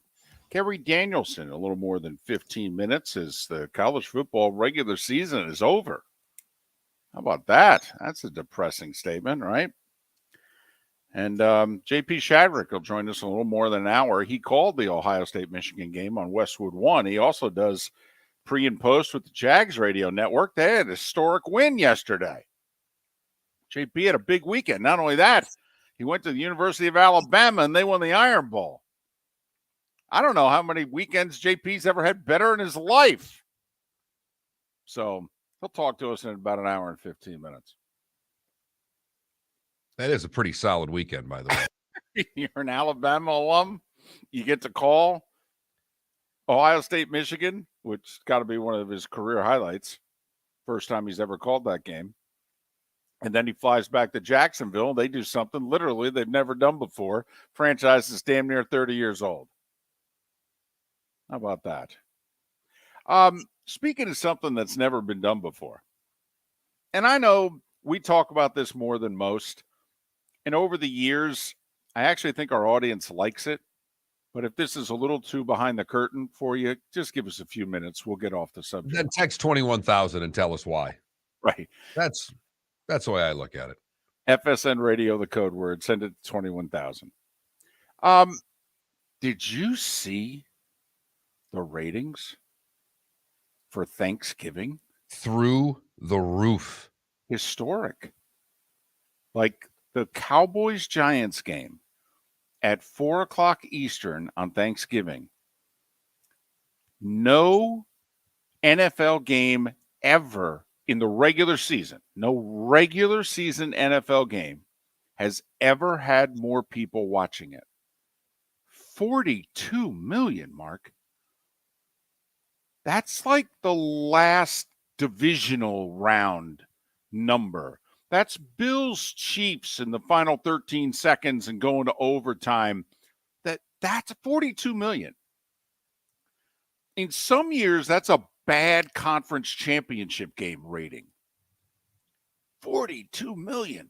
How much of that do you put on the Giants being good? And I'm being serious because it was a New York market. How much? Because it's the NFL doesn't ever have to rely on the New York market, if you know what I mean. The NFL does it on its own. So how much of that extra push over the cliff was the New York market? Maybe it was 42 instead of 40. But the reason why, first off, it's the time slot. That's always the highest rated regular season game every year. It is. And it's oftentimes in the low to mid 30s in terms of millions. But Mark, the reason why I don't think the Giants deserve a lot of credit is because the Bills-Lions time slot was the second highest rated 12:30 time slot in the history of the NFL also on Thanksgiving. I just think the timing is we're post-pandemic. We're ready.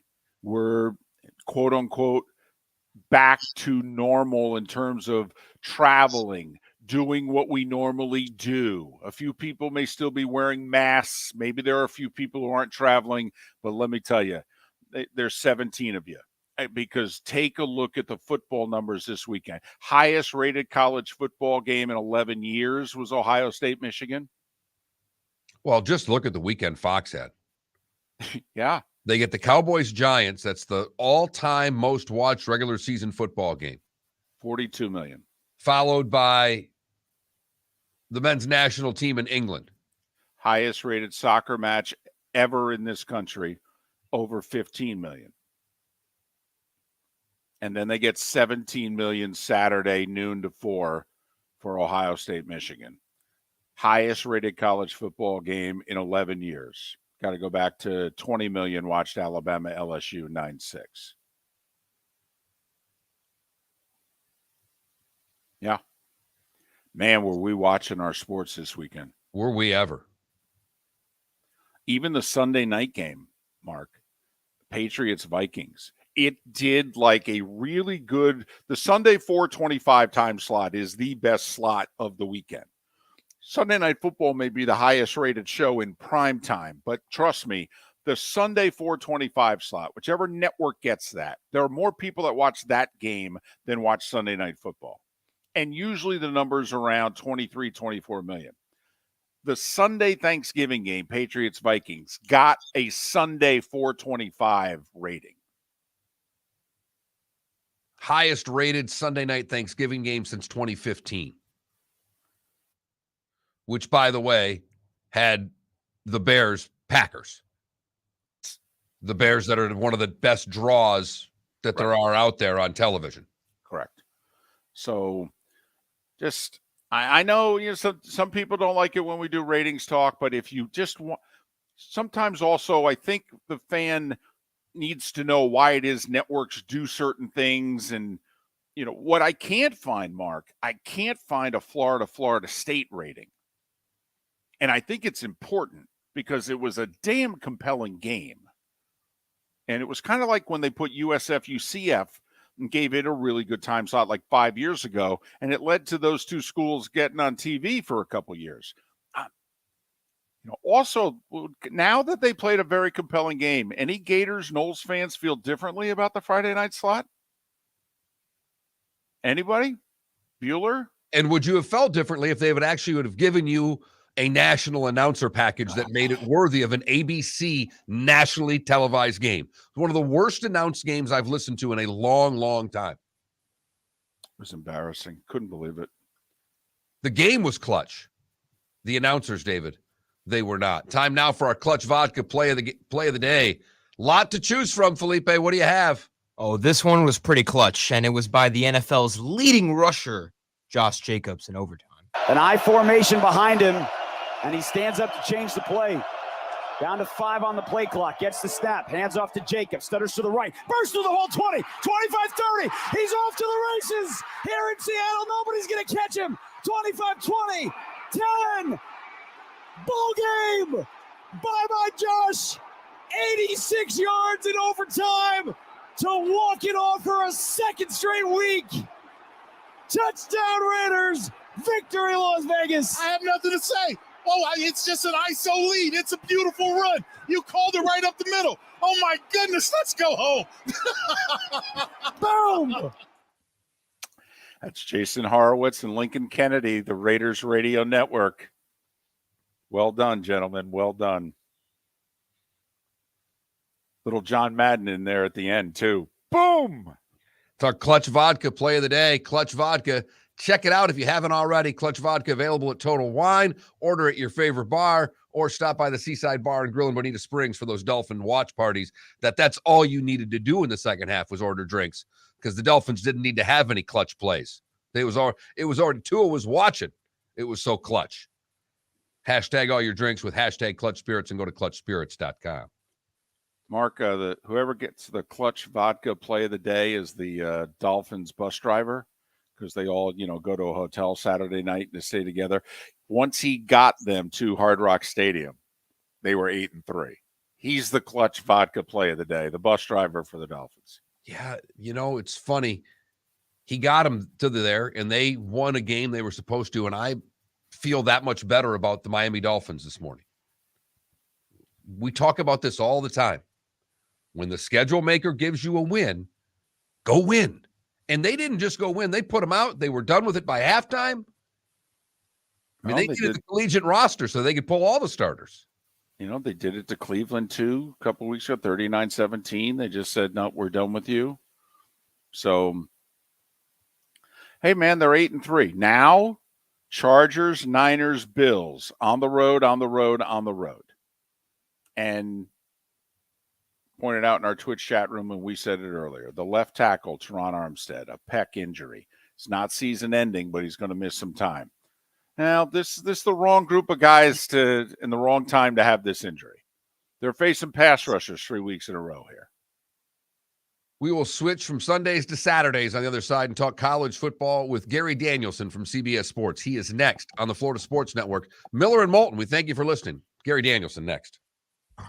Don't miss the Miami Dolphins watch party every Sunday at the Seaside Bar and Grill in Bonita Springs. Presented by Clutch Vodka. The Seaside will be serving Clutch Vodka drinks, including the awesome Bloody Mary bar at the Seaside. If you can't be at Hard Rock Stadium, come have fun at the best place in town to watch the Dolphins and enjoy the best, clean, crisp, smoothest vodka. That's Clutch with a K. Miami Dolphins parties every week at the Seaside Bar and Grill on Old 41 in Bonita Springs. Powered by Clutch Vodka. David Moulton for Napa Auto Parts, and Napa Filters. Insist on Napa filters for your vehicles, or if you're a do-it-yourselfer, only buy Napa filters. Napa has a filter for almost anything on earth that moves, whether it's motorcycles, foreign and domestic cars, vans, SUVs, earth-moving equipment. You get the idea. Napa Auto Parts, Napa filters. Insist on them for your vehicles, or if you're a do-it-yourselfer, only buy Napa filters. Miller and Moulton here for the Clutch Vodka Play of the Day. Mark, remember Nick Charles, Fred Hickman, the CNN Play of the Day? Yeah, CNN did a nightly sports show. That was a while ago. Yes, it was. Just work with me. Everyone liked the pod, the Play of the Day. So how about we have the Clutch Vodka Play of the Day? Sounds good. Fun. Smooth. Like Clutch Vodka. Listen weekday mornings for the Clutch Vodka Play of the Day. That's Clutch with a K. Mark Miller for SWFL Golf Carts, or online, flgolfcarts.com. If you're looking for a golf cart, an e-bike, or an e-motorcycle, go visit Alex and the gang at SWFL Golf Carts. flgolfcarts.com online. Check out their whole inventory. If you're looking for a custom cart, they can take care of you. 2-seater, 4-seater, 6-seater, they've got you covered. E-bikes, nobody better for value and service. E-motorcycles, check them out. Again, flgolfcarts.com. flgolfcarts.com. You were listening to Miller and Moulton on the Florida Sports Network.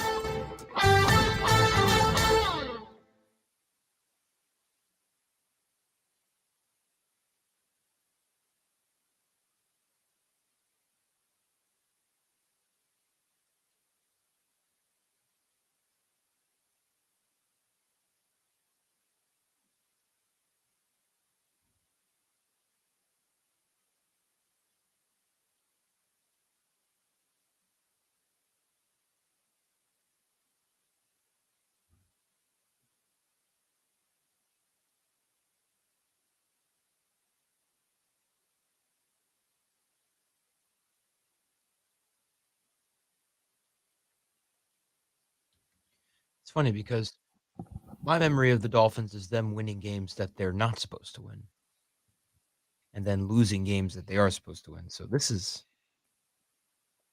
I've been saying this all year, but this is strange for me. No doubt. Got to get one of these next three. Yes, one will do. Because man, you're right. Pass rushers Yep. are approaching. Right. Yep. It's the old timing. Yeah. You lose. Armstead's missed one game all year. When is he going to miss 2 or 3 in a row? During this stretch. Yeah, of course. Not ideal. Mm-mm. I will say, though, and then it's what? Green Bay at home, at New England, home for the Jets. Mm-hmm.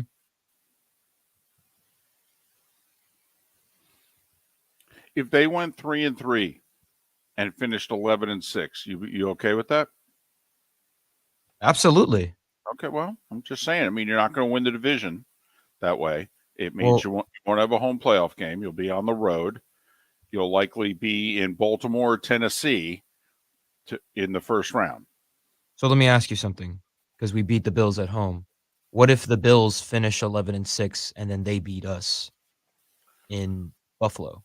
How does that work? Who gets? Well, it depends on the rest of the games. Yeah, who you beat down the stretch here. Like if your 3 wins and 2 of them were division games, you'd win the division. Right. The next Bills thing.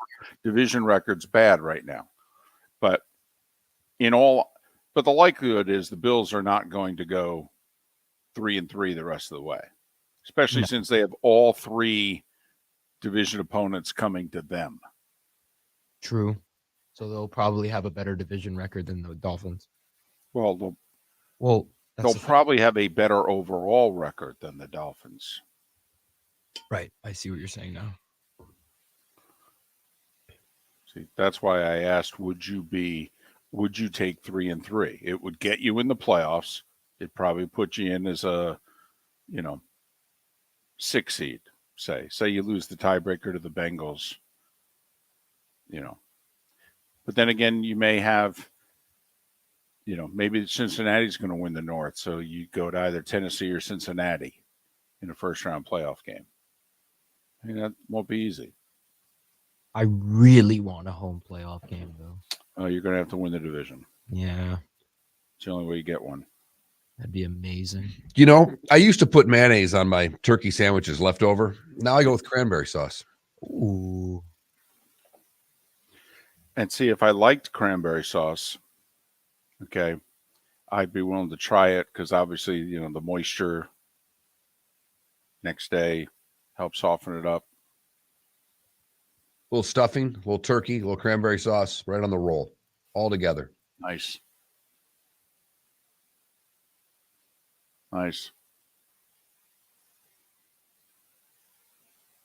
Yes, KW. A better, I believe, in Jersey, put $750,000 straight up money line on the Buckeyes to win the game. He would have won like $250,000 back.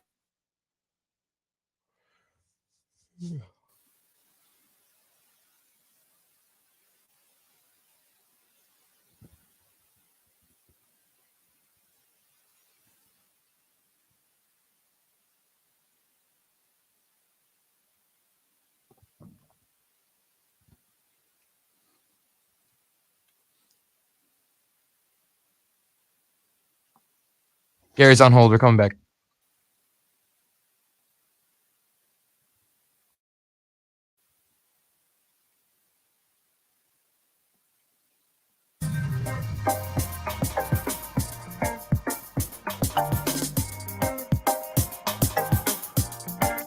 Welcome back to Miller and Moulton, only on the Florida Sports Network.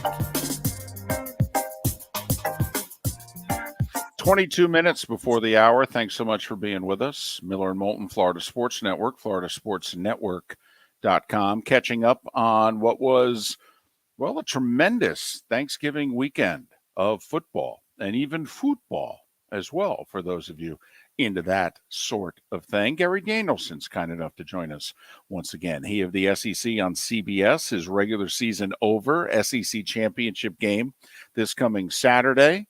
Gary, thanks for your time. Top of the morning to you. How are you? So you guys thought it was a tremendous weekend of football, huh? Yeah, it was. Well, from my perspective, I just got an email from the NFL that now I just passed Bart Starr's quarterback sneak and Joe Montana's throw as the most watched play in the history of the NFL by past. It's now been viewed over 500 million times on live TV. A 44-year run that will never be equal to get in the NFL. I can pretty much guarantee that. How many texts do you get? I get a lot. I got to admit, from all the way from my high school buddies that I played with that still love Lion football, and for 40 years, nothing. But now they're going, all right already. Jeez, all right, you know. But it's like the new generations of PAs, and Dave can understand that. I mean, whatever. All I'll say is, Well, most watched play, I think it's over 500 million people have watched that play now. Well, I knew you were in for a rough Thanksgiving weekend because for two reasons. It was John Madden. Yes. Okay. Because the NFL was honoring Madden. And once I realized that, so they've got old clips of Madden talking about, his Thanksgiving memories. And he goes, well, my first one was I never thought a defensive player could win a game by himself. And then we did the Giants and the Lions in 82. And I'm like, oh, boy. No, honest to God, it doesn't really bother me. I mean, it keeps me humble. I do. They're all great memories. That's not a great one. Even Stan White, our defensive play caller and linebacker, Ohio State guy, who's suffered a little bit today. His son played for Ohio State, and obviously he did. And he texts me and he says, I just saw your interception again. Jeez, were they ever stopped? He goes, just to let you know, we held them to under 200 yards that game. And it's like, okay, thanks. I remember. Whatever. So. Hey, what'd you think of this regular season? Obviously, it's not over. There's a big weekend coming up, TCU, USC, chance to, finish it off. But just the regular season as a whole, what'd you think of it? I think it's been great. I really think that the TCU's run here, having one of the, legacy teams making a run is great for the conversation. College football is built around opinion and conversation, and now it's going to lead the whole thing of chaos. I mean, TCU is chaos in college football, so it is going to be interesting. The whole thing is built on talk shows. I mean, opinions, Twitter, everything about college football. Our conference is better than your conference. We beat you at home, and we have 2 losses. Like the Tennessee argument right now. How can Alabama be ahead of us? We beat you. We both have 2 losses. That's just college football. So the interesting thing to me is now that we have a committee, everyone is going to have an opinion on everything in college football, except for the 14 people that might decide if things change, if there's 1 or 2 more losses. Will the committee have an opinion, or will they just strictly go, oh no, here's the stats, here's the AP, this team won 2 games against top 25. I'll be really interested to see if they actually just say, you know what, it came down to, we looked at both teams and we just think this team is better, because that would be gutsy. I bet they don't do that. And if I was on the committee, I would be for us to come out that Ohio State and Alabama are tied for the 5th spot this week. I hope that the committee doesn't have to make those decisions and that TCU and USC can get it done, because I think the other 2 are settled. But, you just talked about the talk shows and Twitter and all of those things. Well, if they ruled college football, Jim Harbaugh wouldn't have been coaching Saturday. They wanted him gone, Gary. And exactly. I think the 3 of us all think that Jim is great for college football. Yes. And getting done what he got done at Michigan is great for college football. But talk about a guy who, if he would have taken the job with the Vikings, they would have been happy to see him go. And now Michigan's ruling the Big Ten. I do agree with that 100%, Mark. I've been on a lot of Detroit talk shows for the last 3, 4, 5 years. And every year I'd go, I don't know what you guys are looking for. I mean, he's, he honors the past. His players love playing for him. He's lost a few close games to Ohio State. It all hasn't been perfect, but he continues to be a proud leader of UM football. They play tough football all the time, even when they don't lose.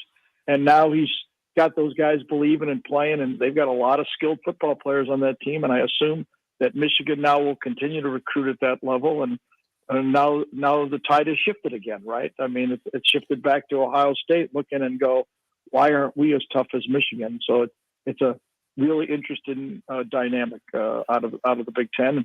You know, and the other thing that David and I were chatting about this yesterday, Mark, what's going to happen if it's a 12-team playoff with these championship games? I've always advocated, like, why would teams at this end, like these divisions are going to go.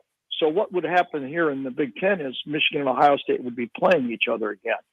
But if the Big Ten took a step back and go, well, wait a second, why do we want to do that? I mean, Ohio State's already in the playoffs. I mean, if Michigan beats them again, they're out of the playoffs. So it's going to get really complicated. The NFL, they just play their regular season, then go into the playoffs. They don't have a division championship game and then knock one of their own off. So there's a lot of unintended consequences that we will be seeing once this 12-team playoff starts rolling. And we don't know if that playoff's going to be in 2024 or 2026. That will likely be determined here in the next 100 or so days. He's Gary Danielson, part of the SEC on CBS. They have the SEC championship game, 4:00 Saturday. It'll be LSU and Georgia. I do want to go back, though. Michigan's style of play, which 3 and 4 years ago was being criticized. It needs to be more wide open, too slow, too much power. What was it, 62-39 the one year? They were just chasing after Ohio State receivers all day. They looked slow. Gary, it seems first with Georgia, now Michigan, is power football not only making a comeback, is power football now beginning to rule the day again? I don't think so, David. I think it might start to have more of an impact on those teams that are recruiting the top players because, they can, the 50-50 ball and the scrambling, almost triple option spread offenses that everybody's running really does give all the rest of the teams the Purdue's this year, Washington, even LSU this year, Ole Miss. If you look at those teams, they have opportunities to match up and spread out the field and go, their best receiver against your third corner. The power football is an advantage for Georgia.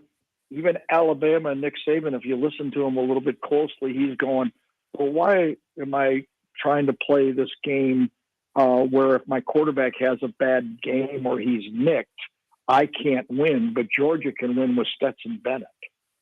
So I think the top teams, will look at it, but I don't think it will reign through all of college football. There's too many coaches that need to keep their jobs, wouldn't make $3, $4, $5, $6 million by putting points up on the board, and they can't play power football and match up. Even Iowa this week, they try to play that, but they can't do it week in and week out. Nobody can do anything week in and week out unless you got all the 5 stars. I just looked again. Georgia or Alabama is going to have the number 1 recruiting class again. So, my goodness, I mean, how do you beat those guys? They're going to just reload with more and more guys. Georgia lost 15 guys in the NFL, and everybody says they're the best team in the country right now. With what you just said about Georgia, is Stetson Bennett underrated? I don't think so. I think he's getting enough credit right now. I think there's a lot of, these quarterbacks. I personally believe if you put them on that Georgia team, there's kids playing all over the country that can do what Stetson's doing. And there's just a lot of good athletes that play quarterback. But he is clutch, and his team believes in him. And he makes plays in all different areas, which they need with the style they play. He needs to make those, 4 or 5 good plays. The reason I say is, Mark, I don't think you could put Stetson Bennett on Alabama's team and he could carry Alabama the way Bryce Young is playing it. And I don't really think he could even play for LSU the way Jaden Daniels has done it this year. He needs to fit into that system. Nothing wrong with that. I mean, he's had a great year, but I think he's been given due credit. I mean, a year ago, game 8, 9, 10 through 12, he wasn't. But I think this year he's been given the credit he deserves. Lincoln Riley and USC, the significance of USC moving forward, especially since they're going to move forward in the Big Ten, where the whole Big Ten SEC war, could even go to a higher level. Just the significance of USC, if in fact they are going to be back. Well, I think this all gets complicated by the fact that, we could have more teams join each of the two big conferences, and the amount of exposure that the Big Ten and the SEC gets. It's a natural. But right now, if you're an SEC fan, I'd be thinking, like, what's wrong with the dynamic we have right here? I mean, we finally got our sleeping giant going again with a guy who can recruit, and he's going to continue with his offense. Find guys like Caleb Williams and these receivers, and USC's always put together, great athletes on defense. So, the dynamic, of USC right now, I'm wondering, like, what's wrong with where we are? We can make the playoffs dang near every year in the Pac-12. Do we really need it? But it goes back to, where the money is. And it's a lot of money to belong to these two major conferences. And, excuse me. And that's the deciding factor right now. You started off by saying if Michigan and Ohio State were playing again this week for a Big Ten championship, which could happen down the road, would you advocate for these conferences to dump the conference championship game? I would. I've always stood it. I wouldn't dump it, Mark. I would own it. And I would have my champion play a second-place team from another conference and send my second-place team. I would basically start the playoffs this week is what I would do. And each of the conferences would have their own first-round playoff game that they would be able to sell. I just think it's really dangerous. Like, I'll give you an example. Like, right now, I think you guys would agree that in the SEC, Alabama and Tennessee would be in the playoffs if there was a 12-team playoff right now, correct? Yep. Yeah. So which one of them would volunteer to play Georgia? Because if you lose, you would be out. So so you go, you lose, and the other team gets in, and maybe, look, I'm just saying maybe here, another team, LSU or Oklahoma, who are sitting there doing nothing, goes instead. I think it's very complicated having your own guys play against each other. They're trying to match it up like with basketball, but in basketball, darn near everybody gets in. It's not going to be that way in football. It's just one of those unintended consequences I think we'll see in the future where we're going, why are we doing this? We're already in. Got about 30 seconds. Quick thoughts. LSU, how do they match up with Georgia? Well, it's going to be tough for them, I believe. It's a very physical, as you said, and Todd Monken, the way he runs the game, he plays physical to finesse you. He doesn't play finesse to then come back and run the ball. He does it the opposite way. He pounds you and then just very much, gets you looking around, and all of a sudden you just dump off one of those 8-yard passes that go 40, or one of those posts that your safety's sniffing in there trying to help a la Michigan and Ohio State this week. So it's going to be difficult. They don't match up number-wise with depth. They're just still in a real building. I think it falls on Jaden Daniels. And by the way, he's in a walking boot today, quarterback for LSU, and they don't know if he's even going to practice tomorrow. He's Gary Danielson, SEC on CBS, LSU, Georgia, Saturday.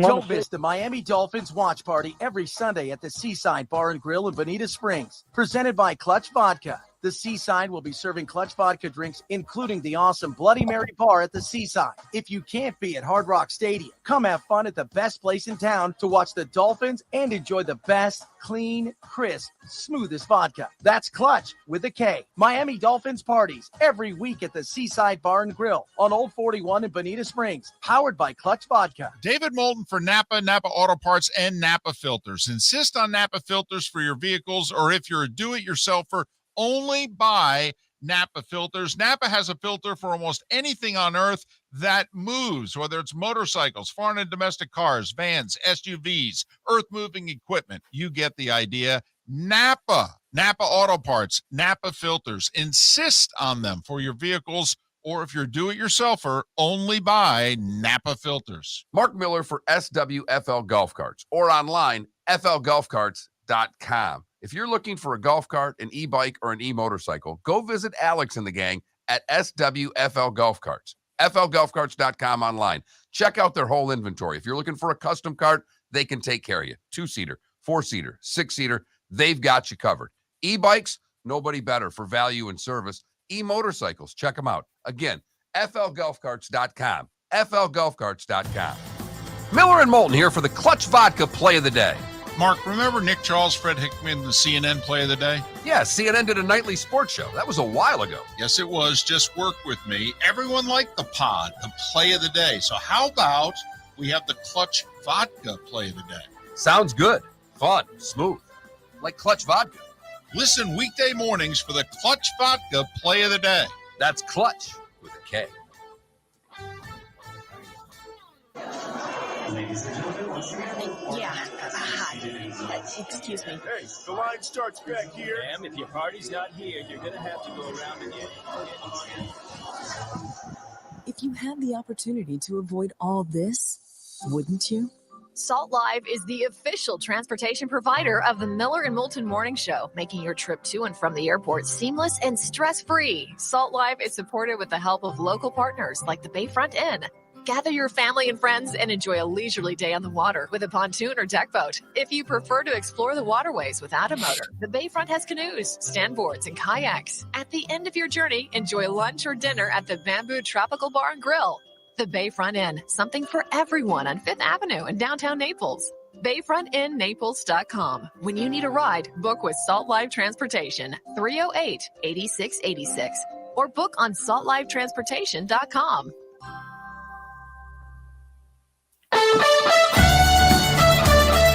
You were listening to Miller and Moulton on the Florida Sports Network. You know, dead struck there. It's a gut feeling that both of us have. It depends on who we're interviewing. Like Pat keeps talking. It's really difficult when you get within 90 seconds of the hard break with Pat. It's really difficult to try to jam something in because Pat's used to a 4-hour talk show and Pat's a talker. Gary is used to talking in between plays. So usually you can say with Gary, we got 30 seconds. And Felipe went back to him and said, we're on a hard break. That's kind of his job to get on the phone there and say, and I know that was quick. And I know you got a lot going on. You got to know when we're at that thing and Dave's talking, you got to cut that mic so that doesn't happen. I know. I know you got a lot of hands. I know you need 3 hands because you got 3 different buttons you're doing right there. I totally get it. I called him back. I was like, we went on a hard break. He's like, that's fine. Yeah, I called him too. Just did not. Is there a Publix in Indianapolis? I haven't seen one.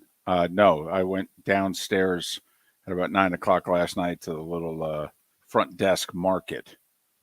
Oh, are you in the hotel right across from the stadium there?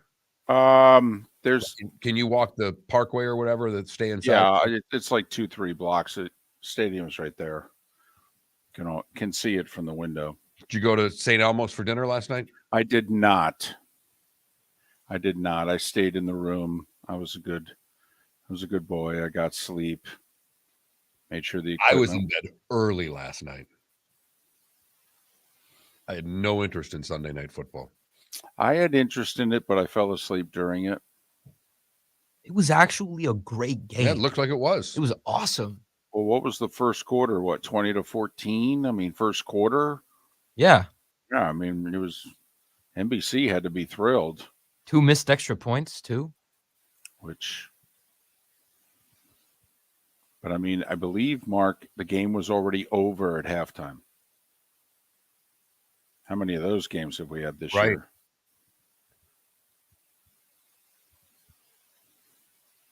Klecko, I got to be honest with you. You apparently are a big Mike Greenberg fan. Mike Greenberg has never been less relevant, I think, than he is right now. Okay. There are not 500,000 people that watch his 2-hour television show.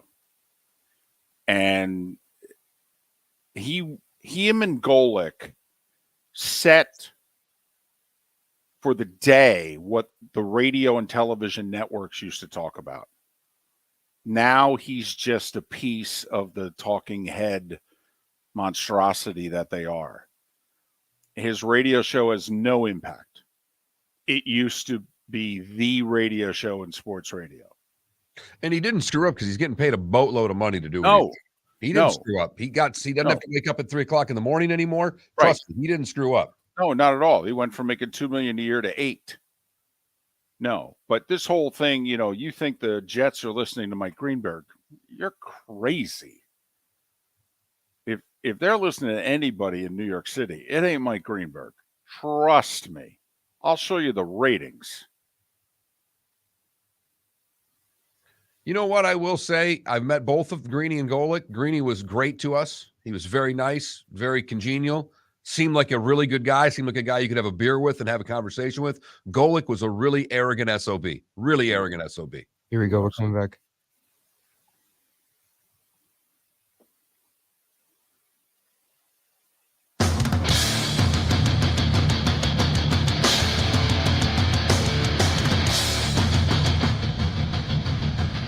You are listening to Miller and Moulton, exclusively on the Florida Sports Network.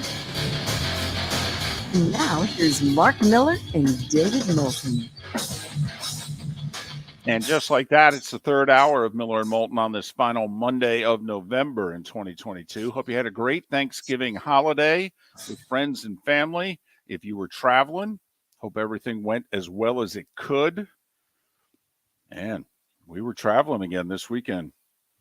Into just TV ratings, airports, travel. It's like 2019 again, Mark. It really is. Few people could be out there talking about what they want to talk about. Seems as if the rest of the country's moved on. We're back. Absolutely. And it was a glorious Thanksgiving weekend. Every, restaurants were packed around here. The people were out shopping, doing things. Kind of good to see again. No doubt. Especially in Southwest Florida, where we're still recovering from Ian, and the place will never be the same, but it was nice to see things appear to be a little bit more normal over the past weekend. One thing that was the same, though, was that if you were trying to travel on the day before Thanksgiving or Thanksgiving, there was not a parking spot to be had at Southwest Florida International. Not a one. You pulled onto the grounds and there was a big sign that said, "Yeah, I don't know what to tell you. We got nothing." You better go down the road a mile and pretend you're, staying at one of the nearby hotels and jump in their shuttle. Because trust me, you ain't finding a spot here. That offsite lot's going to be doing some extra business this weekend. No doubt there. Got that right. We threw this out there earlier. Would really love to hear from the Gator and Knoll fan, if you could. If you're watching Miller and Moulton on our Twitch channel, just chime in the Twitch chat room, and a few of you have, or send us a text. FSN radio is the keyword, all one word, FSN radio, and send it to 21,000 if you never have before. And if you have, just your thoughts on Florida State Friday night. Almost all of you were kvetching leading up to it. But then it happened. And did you like it at the end of the day? 7:30 to 11 o'clock, if you will, on the Friday after Thanksgiving. I mean, you didn't go out. You made your night around this game, and the game delivered. And that place was rocking. It sounded like the 90s. It really did. At the Doak, David. I don't know about you. I don't know if you thought that, but, man, I'm watching that game. And about the only thing the announcer said the whole game that I listened to and went, "Hey, you guys made a good point," was when one of them just made the comment third quarter, "I don't know if these fans have sat down the entire game," because it certainly seemed as if the joint was jumping from the word go, and it had an electric atmosphere, and the game was terrific. So that obviously adds to it. Highest scoring Florida State game ever. Knowles end up winning on a late touchdown. And see, for me, it worked. But I'm not married to these rivalry games on a certain day at a certain time. We've spent a little bit of time talking about Ohio State, Michigan today. How many of you remember middle of last decade, they moved that game away from noon? They played that game mid-afternoon once or twice. Fans hated it. They did. They told the powers that be at their respective schools, this game gets played at noon, no later than 1 o'clock, okay? And if the TV networks won't let you put it at 1 o'clock anymore, fine. Then we kick the damn thing off at noon. We ain't doing this 3:30 crap. Sorry. That's not what this game is about, okay? We don't need the extra 3 hours to tailgate. We're ready for the damn game. I've mentioned it many times. Alabama-Auburn did a home and home on Friday after Thanksgiving. It did incredible ratings. Both games were compelling. Road team won both games with dramatic late fourth quarter comebacks on their way to both teams winning the national title. The fan bases told their schools, do it again and we're getting you fired. So I'm just curious. Florida State, it happened on the Friday night. Most of you were dead set against it. But now that it happened, what'd you think? Did it work? Or did you go, that was cute, let's go back to 3:30 Saturday? Right, and Gator fan particularly. You know, that was nice. You could do it. You want to do this in Tallahassee every other year, you can do what you want. But in Gainesville, we're playing this game on Saturdays, and that's just the way that it is. Now, remember, you unfortunately, you're taking orders from the TV networks. That's why if you take control of it, trust me, Florida and Florida State could go to ABC and say, you lock this sucker in, we're the Friday night game after Thanksgiving. Every year. We can lock this in right now. Okay, you can't put anybody else in this slot. Don't care. Don't care if we're 3-8 and 4-7. Don't care if we're 11-0 and 10-1. Okay, we're Friday night at 7:30 after Thanksgiving. Period. End of sentence. And by the way, we get one of your top 3 announcing crews also. We're not getting your 17th announcing crew. That ain't happening anymore. And trust me, they could. They could walk in right now and make those demands and they'd get it. But you stay on Saturday, quite frankly, you could be on ABC, you could be on ESPN, you could be on ESPN2, you could be on SEC Network every other year. I mean, you could be at noon, 3:30, 7. It ain't going to be your call. You want it to be your call? You could lock it in right now. And the odds are it would be Saturday night up against other games. That's the odds are. So But just curious. It made it seem bigger when it was a standalone game on Friday to us. Right. But neither of us have a dog in the fight. So just wondering your thoughts, because we all know what takes place on Thanksgiving Saturday. We all know the games. Iron Bowl, Ohio State, Michigan. You got the crossovers, Georgia Tech, Clemson, South Carolina. And we all know the games. And if you want to go up against that, hey, fine, we get it. It's your call, ultimately. This is one of the few times in which you, the Gator and the Noles fan, has the power. They will listen to you on this. When do you want the game? In the modern world that we're in, where television dictates, when do you want the game? And curious how many of you listening, watching, actually went to the game.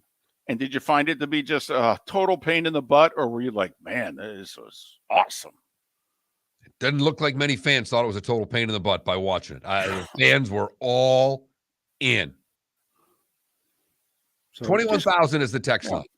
21,000. If you never text before, FSN radio is the keyword. Would love to hear from the Gator and Noles fans that went to the game, that watched the game, and just how they felt about their game being Friday night. And players sure liked it because they delivered. Holy cow, did they deliver. Yeah. And the players are ready to play a rivalry game. It doesn't matter. It's Thursday, Friday, Saturday, noon, 3:30, whatever. Just tell us where and when. We will be there. And have we learned anything, by the way, in the last 10 days about, look at South Carolina 2 weeks ago. Just humiliated by Florida. They come back from that and beat 2 top 10 teams. Humiliate Tennessee. it may very well keep Tennessee out of the playoff. I mean, if Tennessee hadn't lost to South Carolina, Mark, would Tennessee be ahead of USC? Because remember, they were ahead of USC that 2 weekends ago. I think they would have been ahead of USC heading into this poll. Doesn't mean they would have gotten in if USC would have avenged their loss with Utah, but I could have seen this where it was Tennessee 4 and USC 5. And certainly they'd be in the on-deck circle. They'd be the team to take advantage of a TCU-USC loss. So South Carolina's keeping Tennessee out of the playoff in all likelihood and humiliated them in the process. And then they go to Clemson and snap the Tigers' 40-game home winning streak. And trust me when I tell you this game is such a big deal in that state. I think this rivalry game flies under the radar because South Carolina has been so bad now for so long. But you go to South Carolina games in September, and they're talking about the Clemson game. Right. And the funny thing is, even though Clemson's won 2 or 3 national championships, South Carolina looks down on them. And South Carolina hasn't won a conference championship since they were in the ACC in the 60s. And they've only played for the SEC championship once in 30 years. And they look down at Clemson like, you're lucky we even let you play college football. Right. You're the backup school. If we don't get into South Carolina, that's where we send our kids. Right. And Clemson's looking at them like, we got banners all over the place here. What the hell have you guys done? You guys celebrate an 8-4 season, for goodness sakes. We put 3 of them in a row. We fire a coach. What are you talking about? You give him an extension. But just a great college weekend. The NFL continues to deliver ratings. Amazing, actually, the football ratings from the weekend. Highest rated college game in 11 years. Highest rated NFL regular season game of all time. Thanksgiving, 4 o'clock. I mean, Daniel Jones was quarterback on one of the 2 teams in the game, for goodness sakes. Man,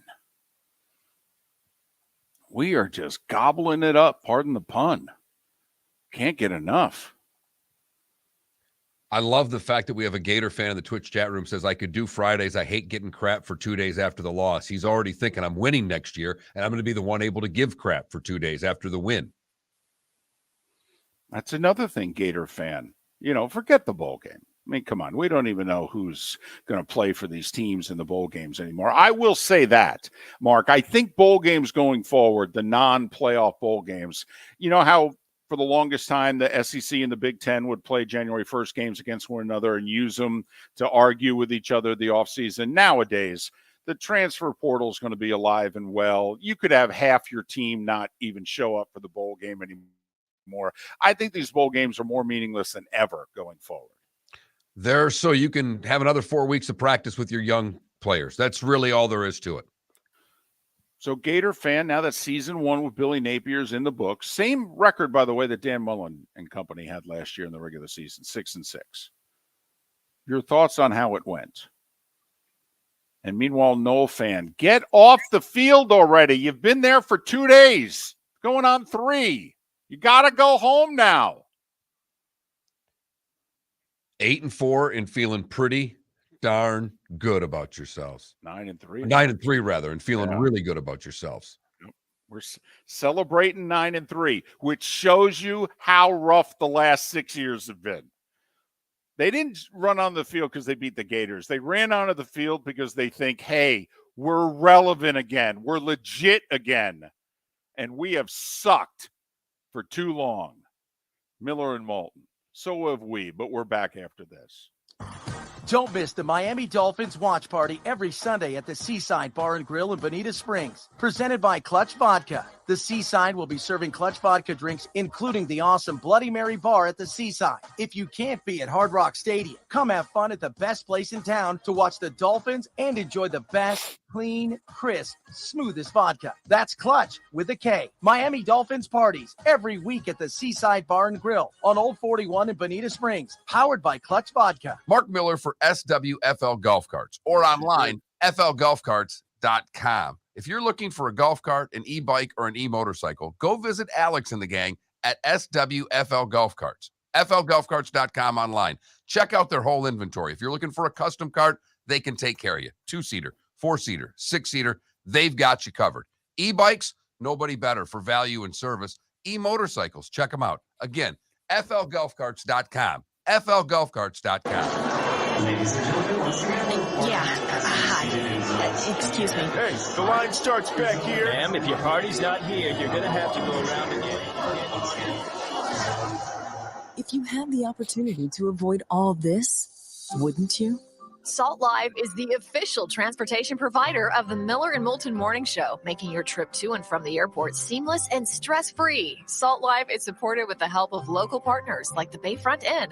Gather your family and friends and enjoy a leisurely day on the water with a pontoon or deck boat. If you prefer to explore the waterways without a motor, the Bayfront has canoes, standboards, and kayaks. At the end of your journey, enjoy lunch or dinner at the Bamboo Tropical Bar and Grill. The Bayfront Inn, something for everyone on 5th Avenue in downtown Naples. BayfrontInNaples.com. When you need a ride, book with Salt Live Transportation, 308-8686, or book on saltlivetransportation.com.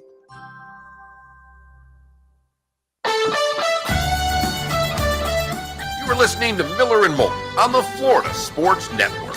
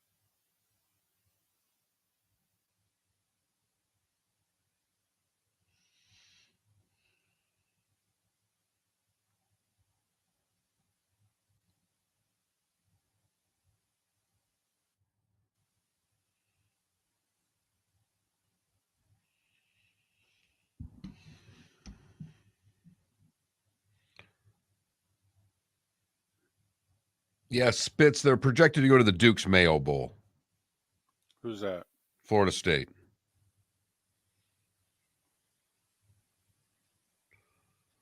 What was the funny tweet that they had the other day? The Duke's Mayo Bowl Twitter account. I think you mentioned it last week. Oh yeah, I don't remember exactly what I know what you're talking about. Best Twitter account.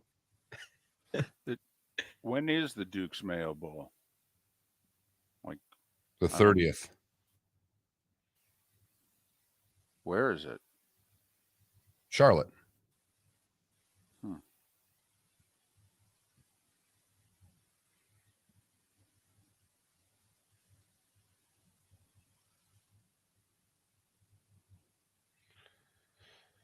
Morning, Spitz.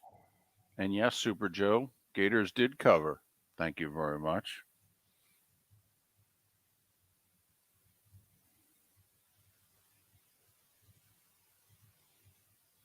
I got to admit, when I was watching the game, and the quality of the game did help, but I was watching it going, man, this feels bigger. They should do this more often.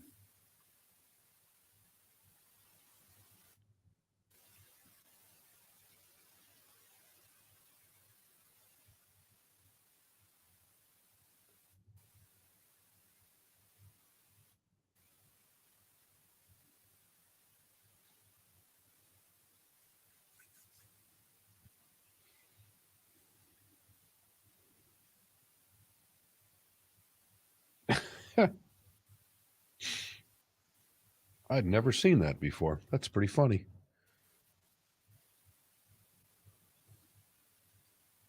Imagine a world without Ohio, and they've laked it in. That's pretty funny. What a nice world that would be.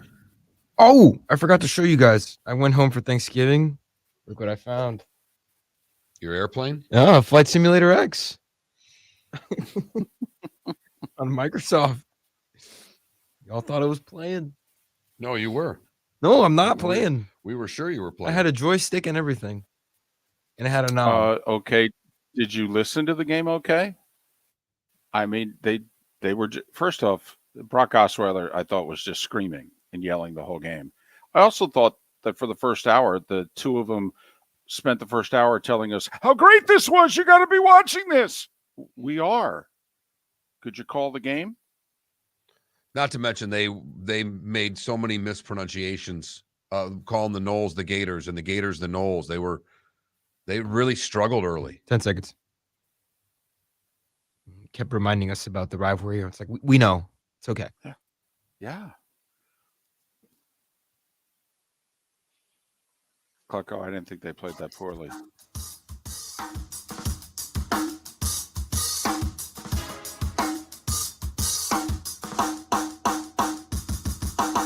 Welcome back to Miller and Moulton, only on the Florida Sports Network.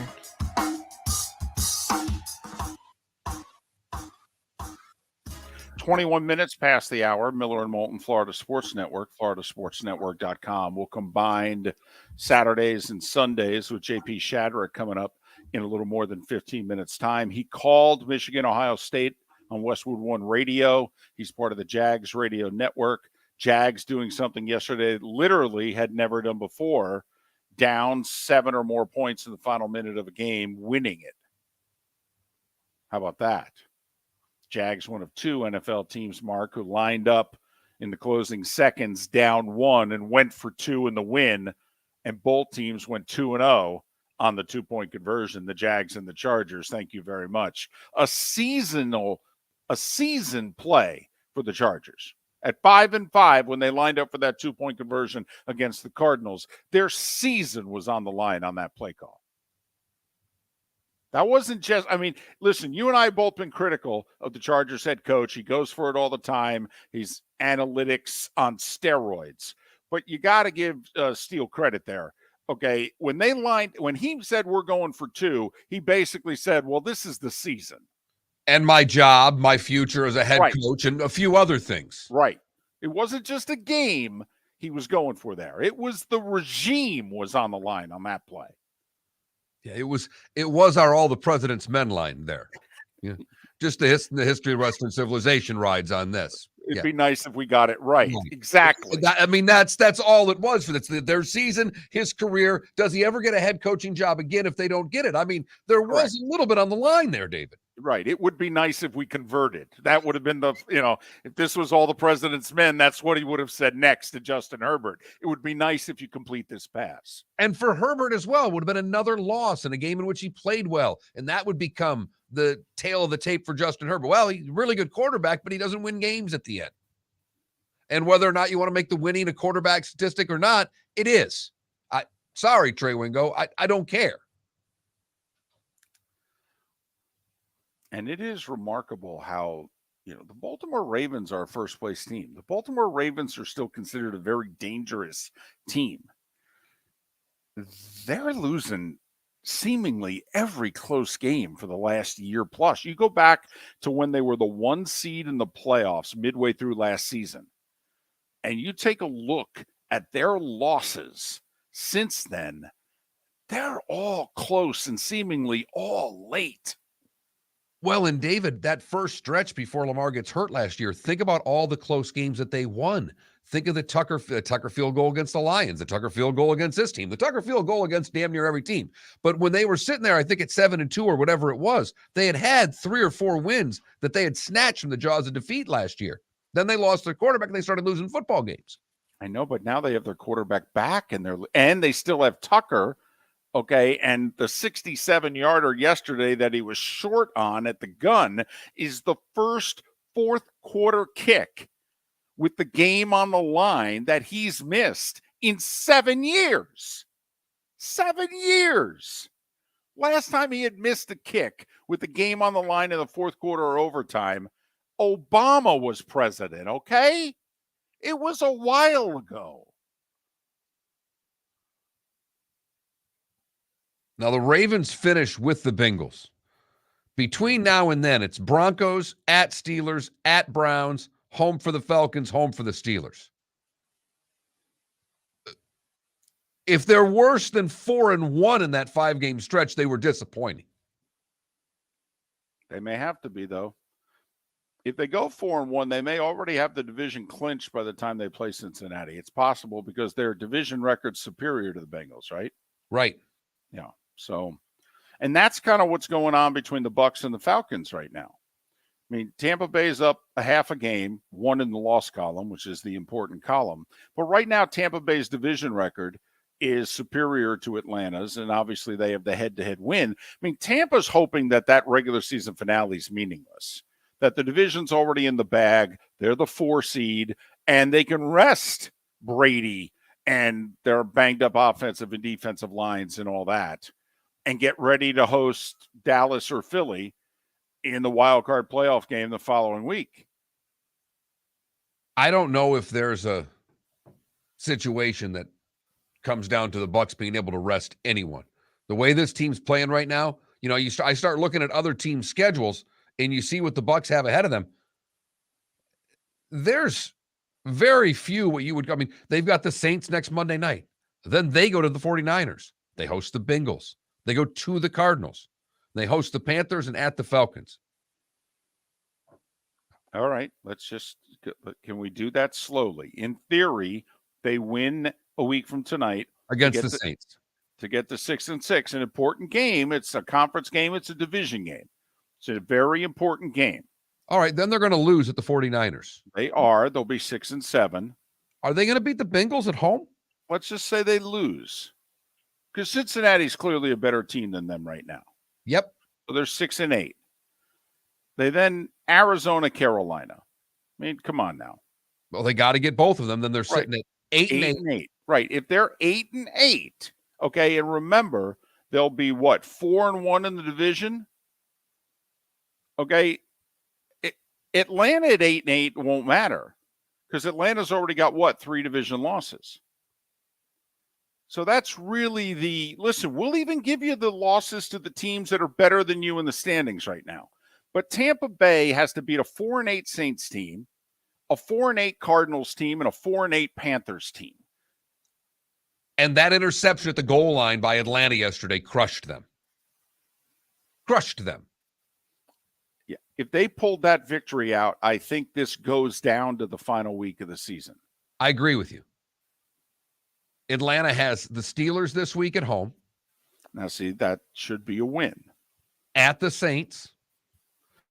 Well, they lost the first time around. Very rarely do these teams sweep one another. So we're going to give Atlanta the benefit of the doubt. That would get them to what, 7-7? Right. Then they're at the Ravens.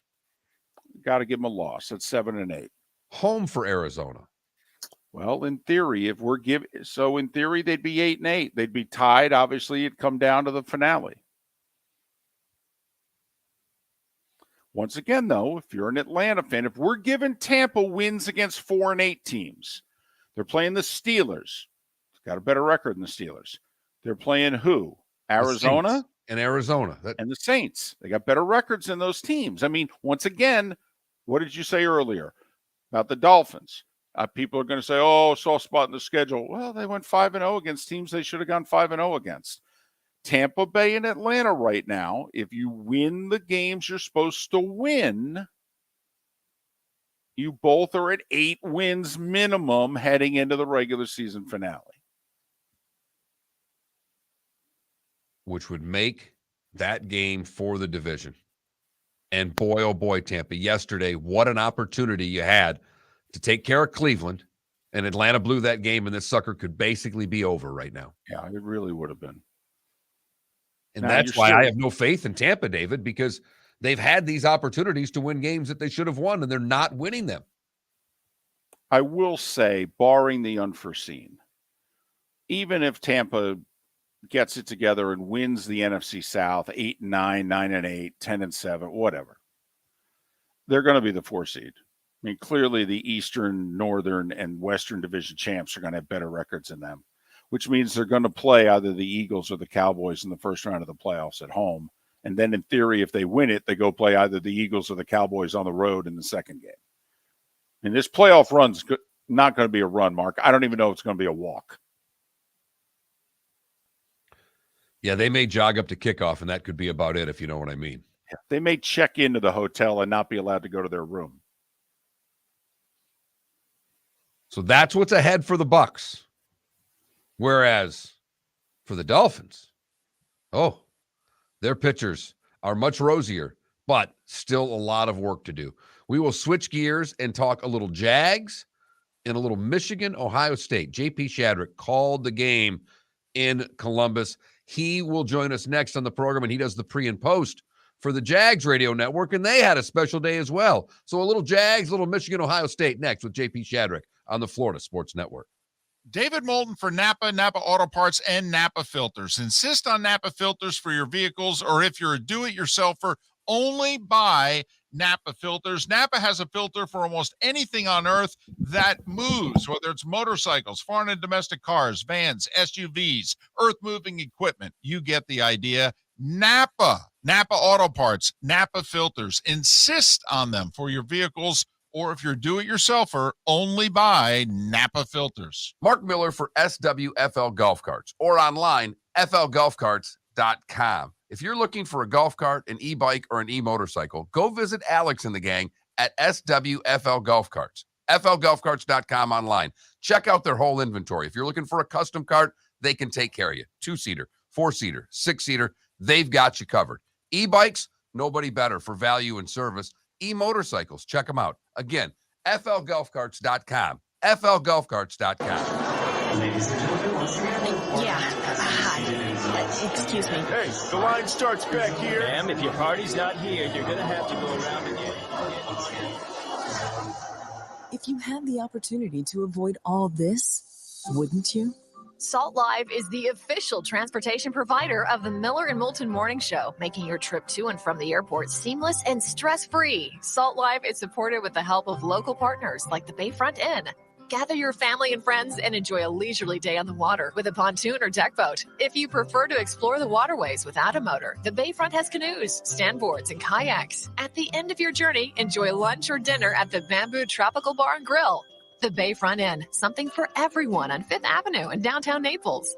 BayfrontInNaples.com. When you need a ride, book with Salt Live Transportation, 308-8686, or book on saltlivetransportation.com.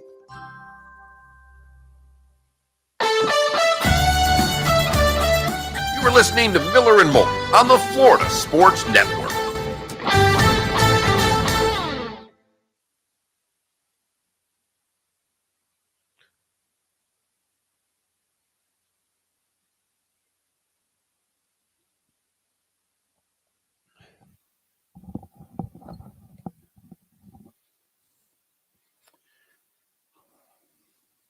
You could take the Gary down. Oh, yeah, probably can't I? I think so. It was only an hour and a half ago. Come on, half hour ago.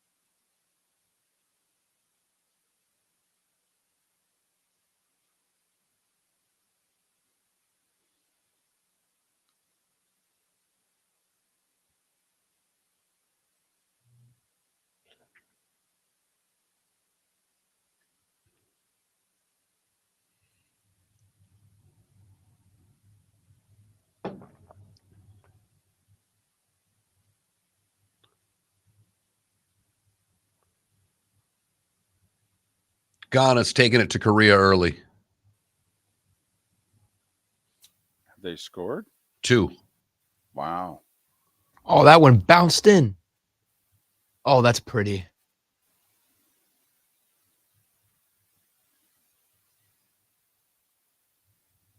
Ghana.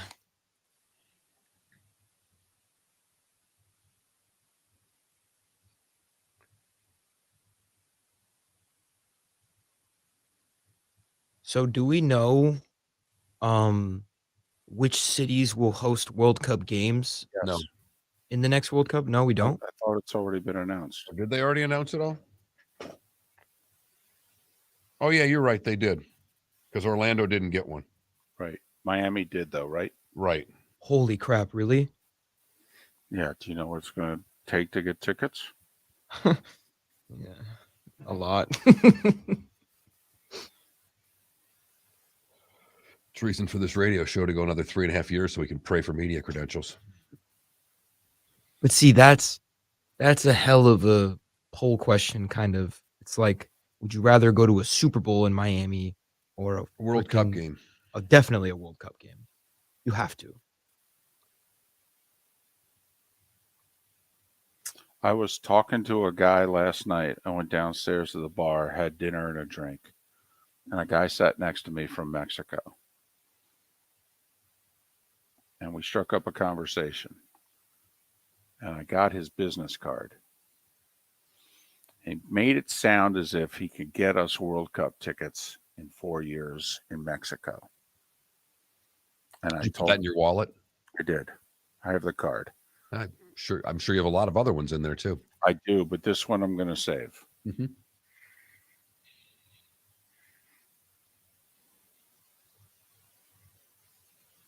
Would you go with me to Mexico City to a World Cup soccer match?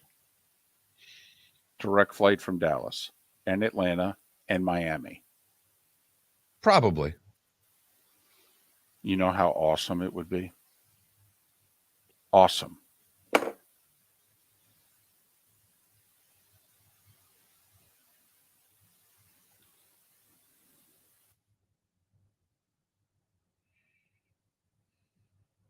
World Cup match. And I would prefer to go to a match, same with Mark, that doesn't involve the U.S.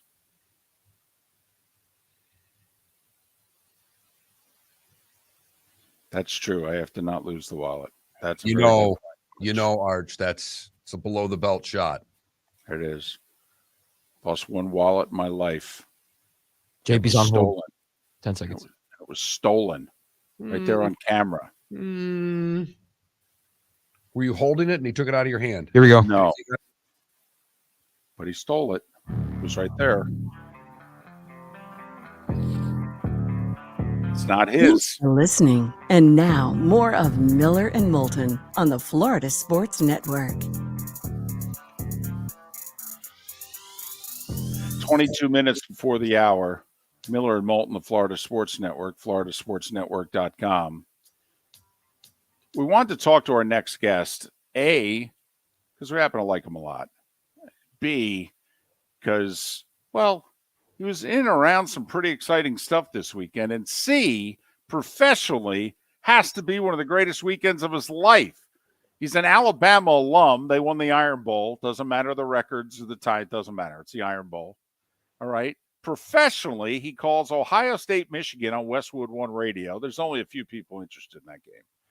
Then he flies back to Jacksonville, and the Jags do something they've literally never done in 30 years, pull out victory from the jaws of defeat in the final minute of regulation.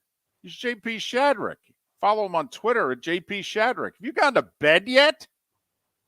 Yeah, I slept in a little bit today. That's why we pushed this back to about 8:38 today. So just making up for lost time a little bit. It was a busy weekend. It was an exciting weekend. And, maybe things have turned here in Jacksonville. Things have certainly turned the right way at Ann Arbor. And, things have turned a long time ago in Tuscaloosa. So that's a trifecta.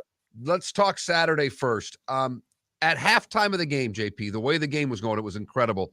Did you have any anticipation, any feeling? Was there anything that happened in the first half to prepare you for what was going to happen in the second half? No, I didn't see. The question going in obviously was, first off, what is Blake Corum's knee going to hold up? How long can he go?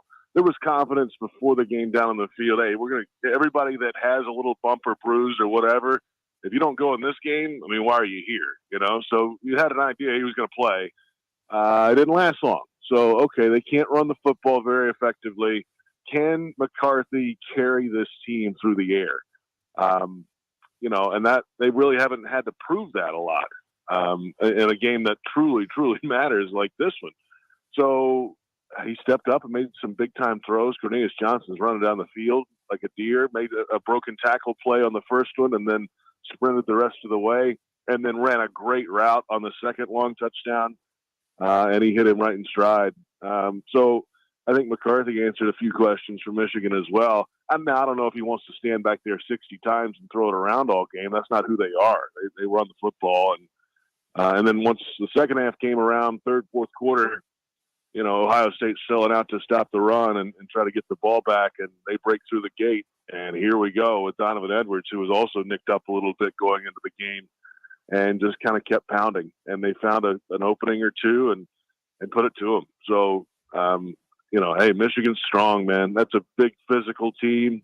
They have a great offensive line, and they've got they proved, I think, a lot of things that they're not just an I formation running at you football team. That's their bread and butter, but they can do a few other things if they really have to up against it. And they did that on Saturday. Ohio State's inability to run the football throughout the course of the season, do you think it costs them on Saturday?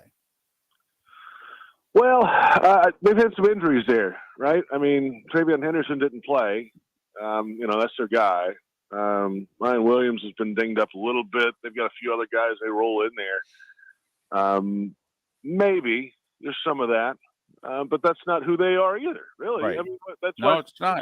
Is there. They throw it around. They've got receivers. They got Bolitnikoff Award semifinalists. I mean, that's what they are, and that's what they've been for the last 10 years, really, for the most part. So why would you go away from truly what you are? And, that's kind of what it is. So Harrison made a couple nice catches on the sideline again. That's what he does. He's amazing. But CJ Stroud's going to run it. I mean, throw it around. And that's who they are. So maybe there's some of that, in a game like that, you want to kind of hold on to the football a little bit and do some things, but I don't think that truly killed them on Saturday because CJ's going to throw it pretty much come hell or high water. Are they tough enough? I mean, I know they lost at the end of the game. They can play it again tomorrow and beat them, I think. But I mean, JP, is Ohio State a tough enough football team to get through now it's 2 years with Michigan. And if you get past them, you'd have to play a Georgia or an Alabama. Are they tough enough? Yeah, it's a good question, right? I mean, they weren't on Saturday. But now Michigan has made it a point throughout their entire program. I think they have a part of their practice in the last few years called the Beat Ohio period. And it's basically 9-on-7 at the end of practice and full go. Hey, we're going. And this is, you have to win this segment of practice because this is how we're going to beat Ohio State. It's out physical the other team. And so Harbaugh's instituted that. And I think that's shown the last couple of years in that game, especially. That game matters mightily to those guys. And Bo Schembechler would have loved that, I think. But is Ohio State tough enough? It's a great question. Georgia's almost like Michigan, right? I mean, those guys are big and nasty and physical and know how to win and everything. I don't know. I don't know if they could stand up toe to toe like that if they had to do it multiple times. Not this year, at least. There are some bigger bullies on the block, let's say, in college football this year, and Georgia and Michigan right now are two of the bigger bullies ahead of Ohio State, and you're going to have to go get some big nasty guys up front to really do that. And I don't know if they have as many as those other two teams.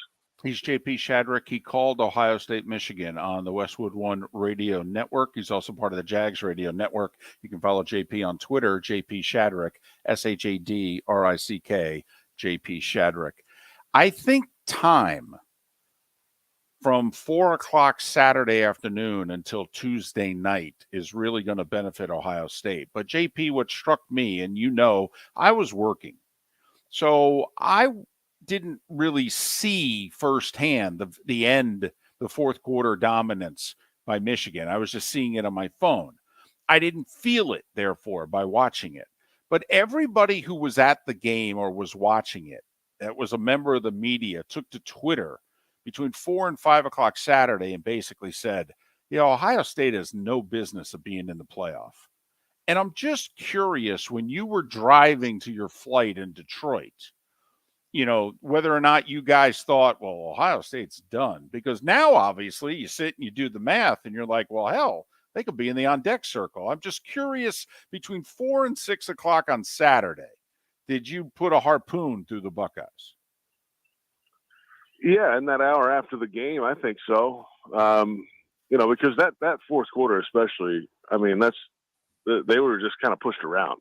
And, okay, that's not ideal, and that's not what you expect to see from Ohio State, but it happened. And it happened multiple times. He let out those 2 runs late, and, Ohio State just couldn't get over the top when they needed to, and Michigan just beat them up, I think, in the trenches, which is what Michigan wanted to do. So for me, I think I don't think they're a top 4 team. Now maybe if weird things happen this weekend, okay, that might change some things, but like we talked about last week, Southern California is sitting right there. They just got one over Notre Dame, and they're going to have another ranked showdown, though it's not going to be as highly ranked as they thought next week in the Pac-12 game. It's still a ranked showdown, and if they have one loss through all that, they're going to have to go. So I don't think Ohio State's not going to be a conference champion. So for me, they're out. What did we see in the second half from Trevor Lawrence yesterday that should have Jags fans really excited? Is there any one thing you can point to in a great comeback that they pulled off yesterday? But down 19-10, early fourth, they do what they don't normally do. They come from behind and they win the game. Well, all you got to do is watch, obviously, the final drive of regulation there, the 2-minute drive. And it was a 3rd and 21, kind of deep in their own end. And, a lot of younger quarterbacks might try to go for it all or run around or do, whatever. Well, he just hit one over the middle, short, and Christian Kirk turned it up into a 16-yard gain, and it set up 4th and 5. 4th and manageable, right? Next play, they throw to the left side. It's a nice catch on the boundary by Marvin Jones, veteran receiver, good veteran hands, makes the catch, first down, move the sticks. And there were a couple other throws a little later in the drive that were just pinpoint accuracy in a window where only his guy can get it. And in that moment, to have throws like that, I think was a huge step, or have the mindset like that, to not have to get it all in one bite. Hey, we got a little time here. Let's just get down the field, get it to the guys who know how to play. And the touchdown throw was a great throw, and good thing Marvin Jones Jr. wore thick socks, because that's the only thing that kept him in bounds with his calf or whatever it was. It wasn't a catch otherwise. They looked at it a long time. And then the 2-point throw was a bullet to the left side, right on the money, and it had to be, and it was. So for Trevor, he's making big throws and making good decisions, and all that combined to a couple of different rallies in the fourth quarter. They traded. There were 8 lead changes in that game yesterday. That's a heck of a Sunday.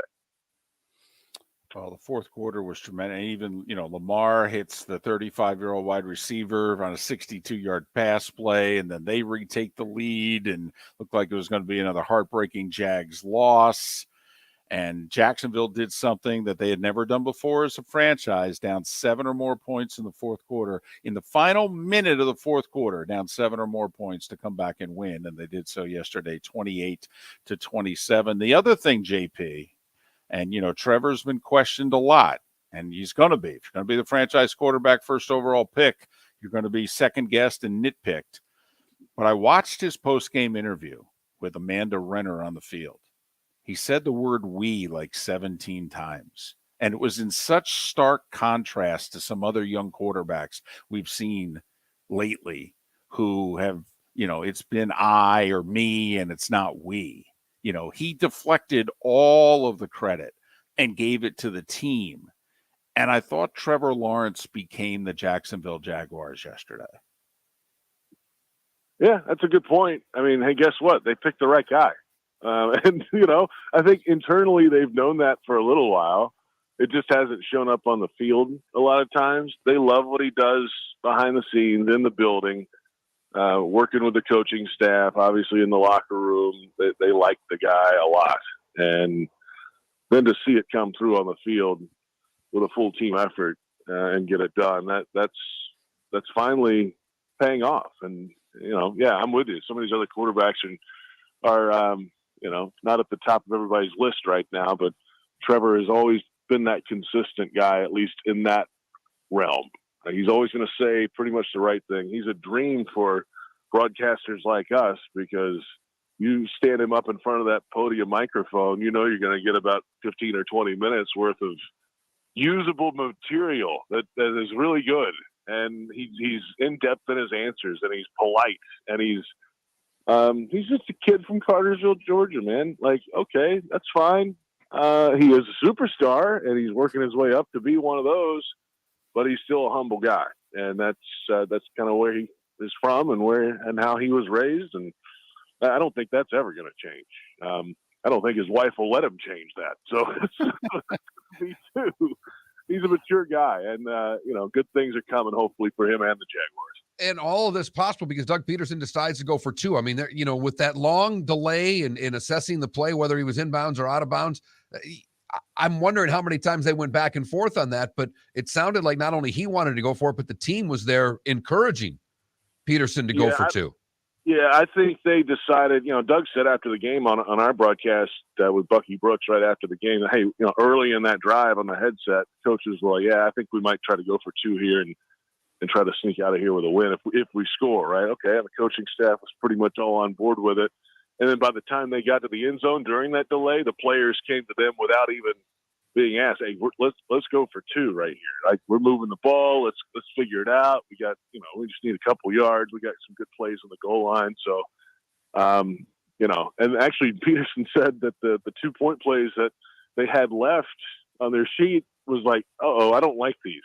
So they used one that was for actually designed for like the 5-yard line going in and made it work out. So, yeah, I think there was a full united front to go for two in the win. And, they nearly, they were about 3 yards away from losing it at the end anyway. A 67-yarder fell a little bit short from one of the greatest kickers of all time. It would have been an NFL record long after a squib kick return and then a short pass to set it up. But fortunately, it went the right way. And, that's Doug Peterson, man. He's going to go for two and put his team in the best spot to go win some games. And it worked out. So we'll see if maybe it sparks something, right? I mean, they're going to Detroit this week. The Lions are playing some better football, obviously. They won 3 straight before Thanksgiving and then went toe-to-toe with the Bills, lost that game. So, hey, it's a good matchup. Go up to Detroit and see what happens. 3 games out in the division right now. Take it easy. Head against Tennessee. Take it easy. All right. Go back to sleep. Come on now. Okay. All right. That'll be enough. Just take it easy. JP Shadrick, Ohio State, Michigan, Jags Radio Network. All right. Follow him on Twitter at JP Shadrick. JP, as always, thanks. Really appreciate it. Miller and Moulton. David Moulton for Napa Auto Parts, and Napa Filters. Insist on Napa filters for your vehicles, or if you're a do-it-yourselfer, only buy Napa filters. Napa has a filter for almost anything on earth that moves, whether it's motorcycles, foreign and domestic cars, vans, SUVs, earth-moving equipment. You get the idea. Napa Auto Parts, Napa filters. Insist on them for your vehicles, or if you're do-it-yourselfer, only buy Napa filters. Mark Miller for SWFL Golf Carts, or online, flgolfcarts.com. If you're looking for a golf cart, an e-bike, or an e-motorcycle, go visit Alex and the gang at SWFL Golf Carts. flgolfcarts.com online. Check out their whole inventory. If you're looking for a custom cart, they can take care of you. 2-seater, 4-seater, 6-seater, they've got you covered. E-bikes, nobody better for value and service. E-motorcycles, check them out. Again, flgolfcarts.com. flgolfcarts.com. Yeah. Hi. Excuse me. Hey, the line starts back here. Ma'am, if your party's not here, you're going to have to go around and get it. If you had the opportunity to avoid all this, wouldn't you? Salt Live is the official transportation provider of the Miller and Moulton Morning Show, making your trip to and from the airport seamless and stress-free. Salt Live is supported with the help of local partners like the Bayfront Inn. Gather your family and friends and enjoy a leisurely day on the water with a pontoon or deck boat. If you prefer to explore the waterways without a motor, the Bayfront has canoes, standboards, and kayaks. At the end of your journey, enjoy lunch or dinner at the Bamboo Tropical Bar and Grill. The Bayfront Inn, something for everyone on 5th Avenue in downtown Naples. BayfrontInNaples.com. When you need a ride, book with Salt Live Transportation, 308-8686, or book on saltlivetransportation.com. Golfers, are you bored of the same old driving range warm-up routine that's not getting you the results that you want on the course? Power up your golf swing by adding resistance bands to your range sessions with the Orange Whip Golf's Power Strap Kit. Featuring band attachments to your feet and hips, Power Strap resistance training will boost clubhead speed, increase power, improve flexibility, all with just a few swings. Buy a Power Strap Kit today. Go to orangewhipgolf.com and use code Miller10 to receive an additional 10% off the already great price of $119. Don't miss the Miami Dolphins watch party every Sunday at the Seaside Bar and Grill in Bonita Springs. Presented by Clutch Vodka. The Seaside will be serving Clutch Vodka drinks, including the awesome Bloody Mary bar at the Seaside. If you can't be at Hard Rock Stadium, come have fun at the best place in town to watch the Dolphins and enjoy the best, clean, crisp, smoothest vodka. That's Clutch with a K. Miami Dolphins parties every week at the Seaside Bar and Grill on Old 41 in Bonita Springs. Powered by Clutch Vodka. You are listening to Miller and Moulton on the Florida Sports Network.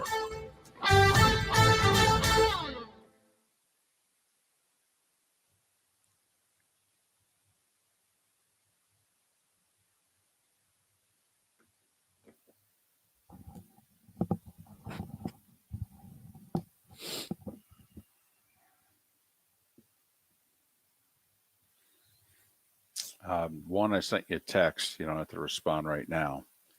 And two, obviously, you could pull JP down off the screen when you get a chance.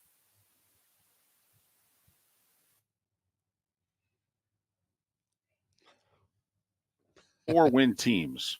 That'll be about as entertaining a matchup in December from two 4-win teams as you could have, the Lions and Jags. Yeah.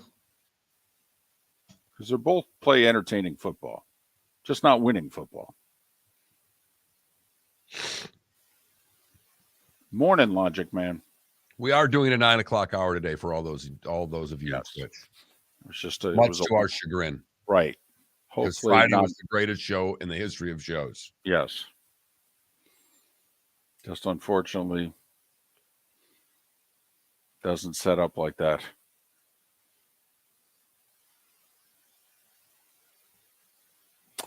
You know, it's funny, Logic Man. He definitely did a horrible job at the end of the first half, and it cost him 3 points, which turned out to be big. But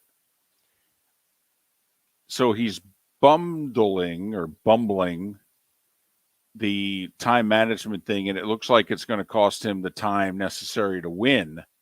But then when they blow so much time and they kick the tying field goal, you think, well, they should be able to get it to overtime from here. I mean, so he, screwed it up in terms of having enough time to win it. But you thought he screwed it up so much that now they're going to overtime. Just can't give up a 30-yard pass play over the middle when there's 20 seconds left in the game.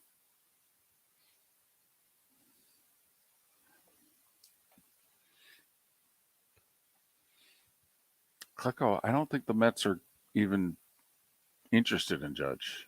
Steve Cohen has said he does not want to play that game with the Yankees where they're each trying to go after the other guy's top players.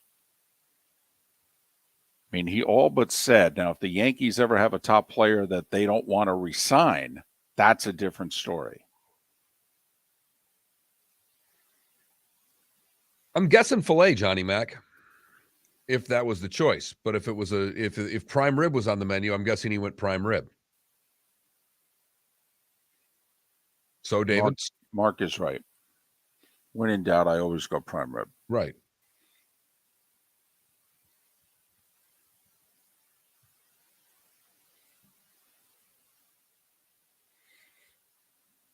Logic Man, I hate squibbing the kick.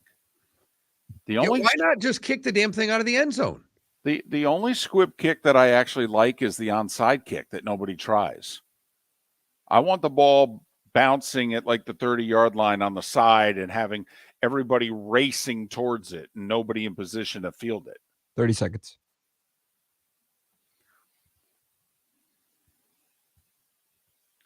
Well, Clucko, I will say Steve Cohen's done basically everything he said he was going to do from an ownership standpoint. I think the only way the Mets go after Judge is if the Yankees go after DeGrom.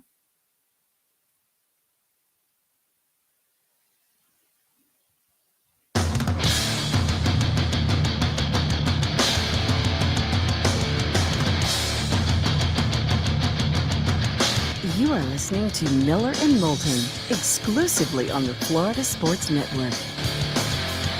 And now, here's Mark Miller and David Moulton. And it is the bonus hour of Miller and Moulton on this final Monday of November. Hope you had a great Thanksgiving weekend. Thanks for starting your week off with us. Miller and Moulton, the Florida Sports Network, floridasportsnetwork.com. I'm in Indianapolis, cloudy. It's been very windy. There was rain yesterday, supposed to be rain later today, but hell, it doesn't matter. Monday Night Football's in a dome. Besides, most of you aren't going to watch it anyway. Steelers and Colts. Combined, what are these two teams, Mark? Like 7-13-1, something like that? I mean, it's sexy. Yeah. Uh-huh. Right. Big Ben and Peyton. Right. That'd be great. That's only if there's a Manning cast, and I don't even know if there's one of those tonight. I'd settle for Big Ben and Andrew Luck. Hell, I'd settle for Big Ben and Phillip Rivers. Seems like so long ago. It was only 3 years ago. Man. So, Steelers and Colts. And fortunately for all of you, this is going to be the first of 2 Colts Monday night games in the next month. Oh, boy. Yeah, exactly. Uh-huh. Oh, yeah. At least Brady and the Bucs are playing next Monday night. With a Colts win. Please don't. Don't. They're still a bad football team. The heartbreaker last week against the Eagles. They would be sniffing around. They would have been 500 with a win. They'd be 5-5-1, 2-game winning streak into this, and all of a sudden a win. They're 6-5-1, 7-4 is the final playoff spot. So they're like a game and a half out, and okay, maybe like the Steelers last year, the tie could work in their favor. But Mark, at 4-6-1, they basically have to win out. You know, the way the standings look right now, and throwing your game out, because I know this week isn't completely done. The Bills are the only team that's technically in second place that I think is going to win a division. Otherwise, the divisions are done. Okay, so you think the Ravens are going to hold off the Bengals? I do. So they're tied. Technically, they're both 7-4. Ravens with a better division record, having won head-to-head in Baltimore. They're going to finish, what, final game of the year in Cincy? They are. The problem, however, is that Cincinnati still has to play the Chiefs. They still have to play the Bills. I just think schedule-wise, the Ravens have a much better road to first place than do the Bengals. And they are tied. But I think, and obviously that's still on the line because they've got to play the games. But there are basically 6 of the 8 divisions that are done. I'm not willing to go there yet with the AFC North. Just like, to be brutally honest, I'm not willing to give Tampa the NFC South. Sorry, you can't beat Jacoby Brissett and the Browns. I'm sorry. I don't have faith in you. You were starting You were starting to accrue some faith, but you needed to win this coming out of, to get 3 wins in a row, come home, beat the Saints, basically put this division away. Which we've been saying since early October. Correct. And they can't do it, which is telling me, post-Thanksgiving is the time when teams make runs. Even 2 years ago, the Bucs were 7-5. They didn't lose the rest of the way.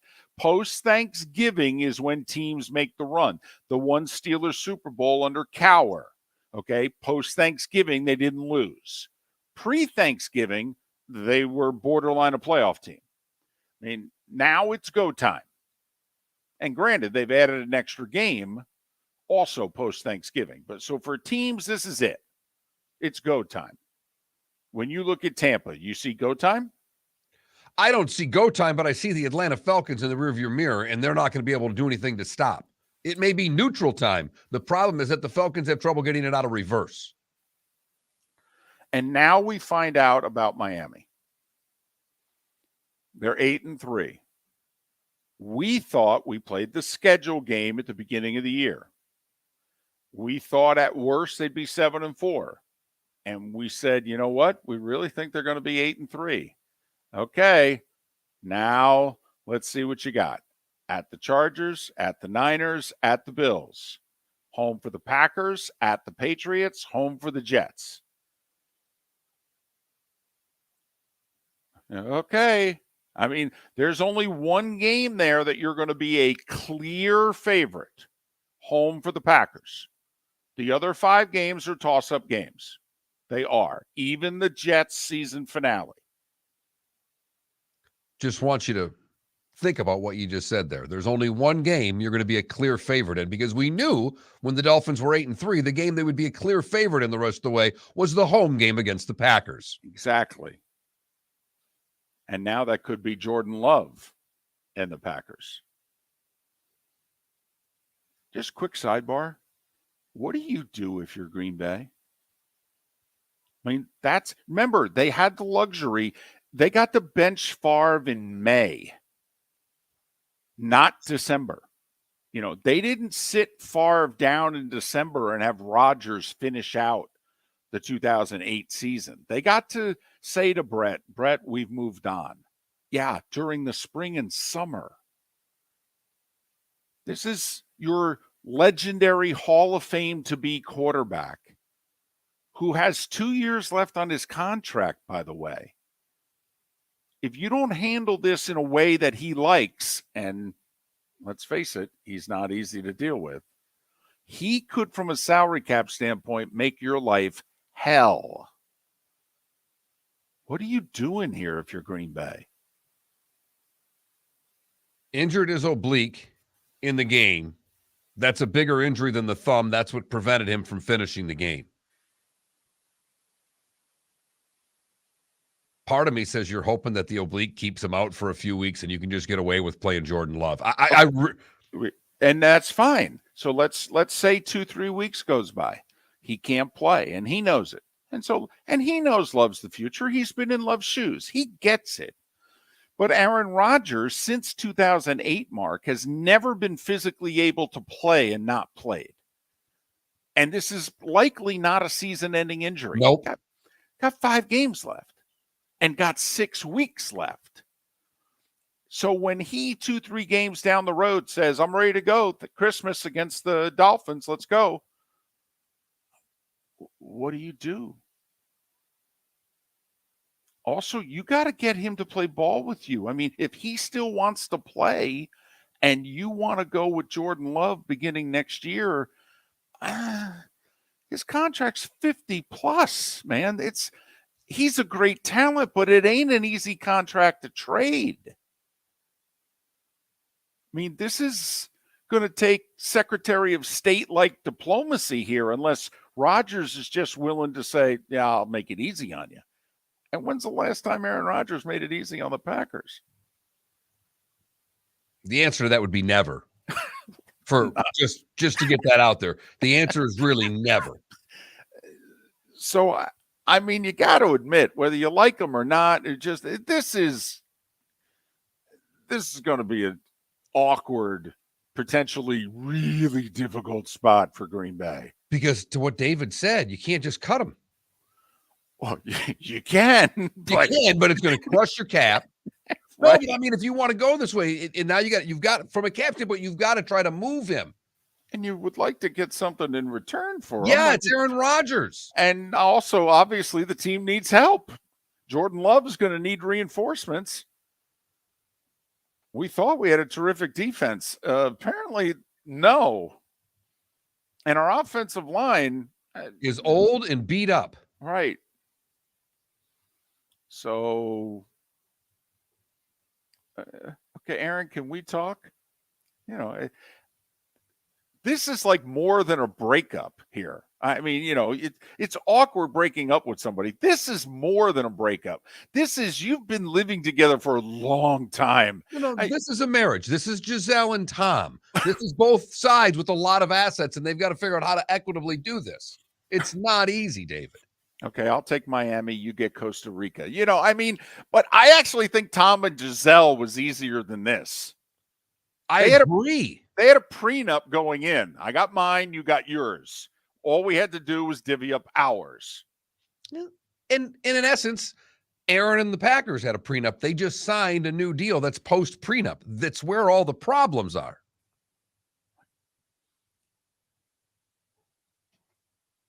So what do you do going forward? Yeah. How do you get through just that hell going forward? How do you get through the year? Right.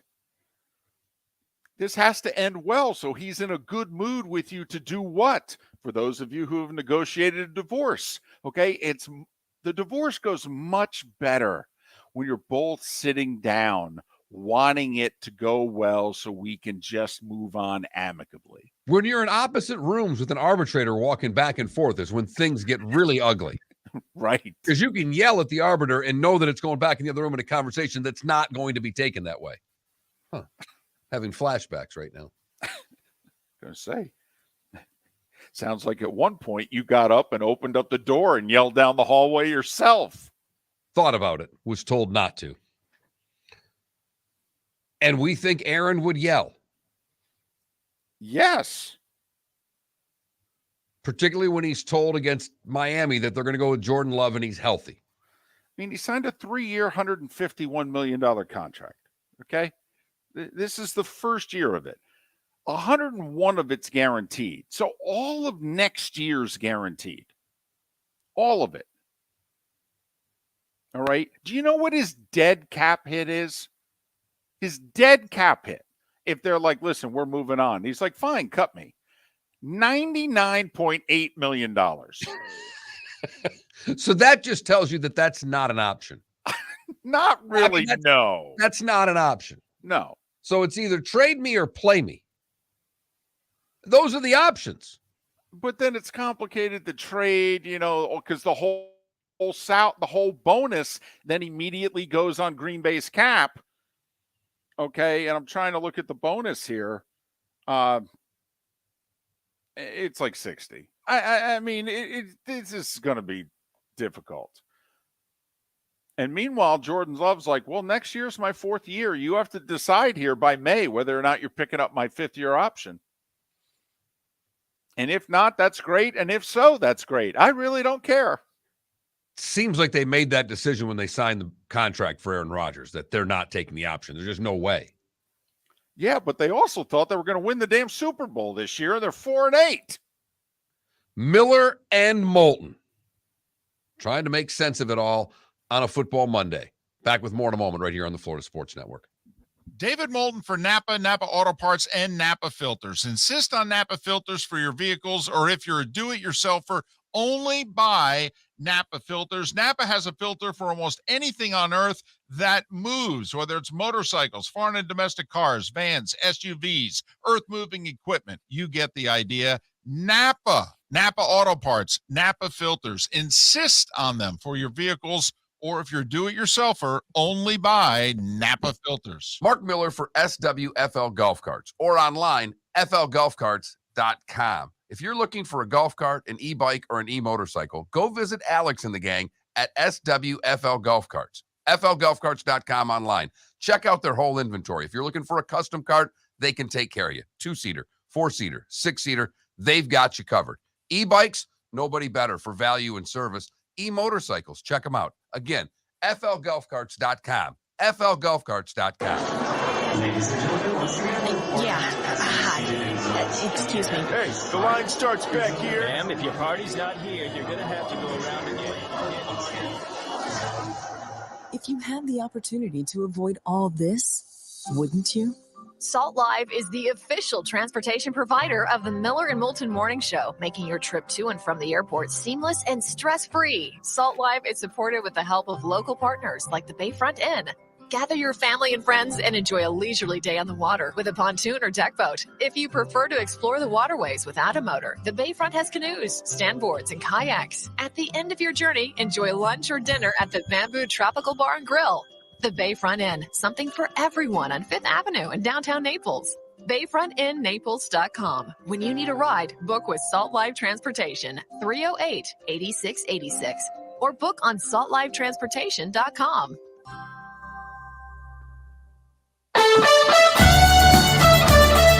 You were listening to Miller and Moulton on the Florida Sports Network.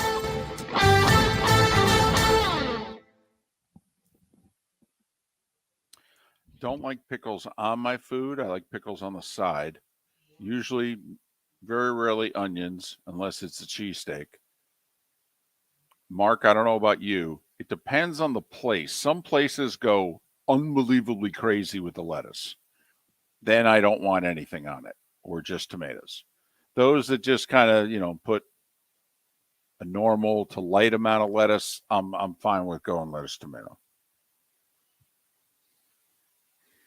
Why is the chopped lettuce on a McChicken so good?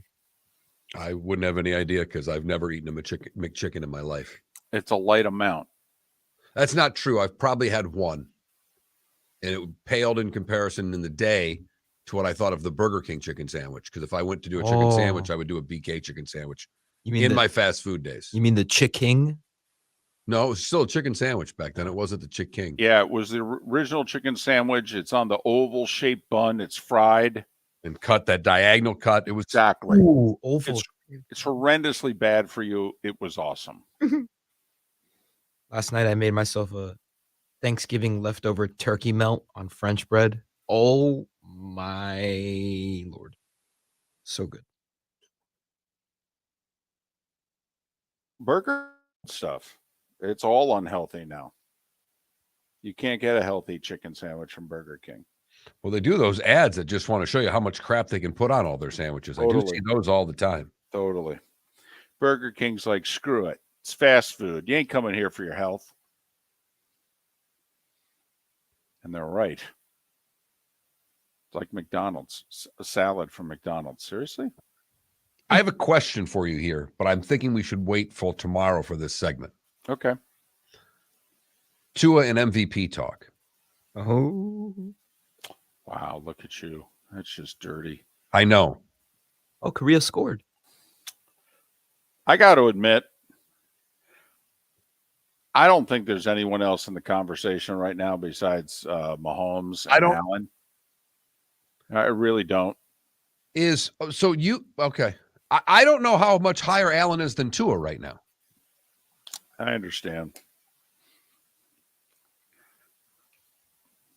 I just think that also 33 million people saw him on Thanksgiving in the final 25 seconds. And, Tua needs one of those moments. Do you have a game on?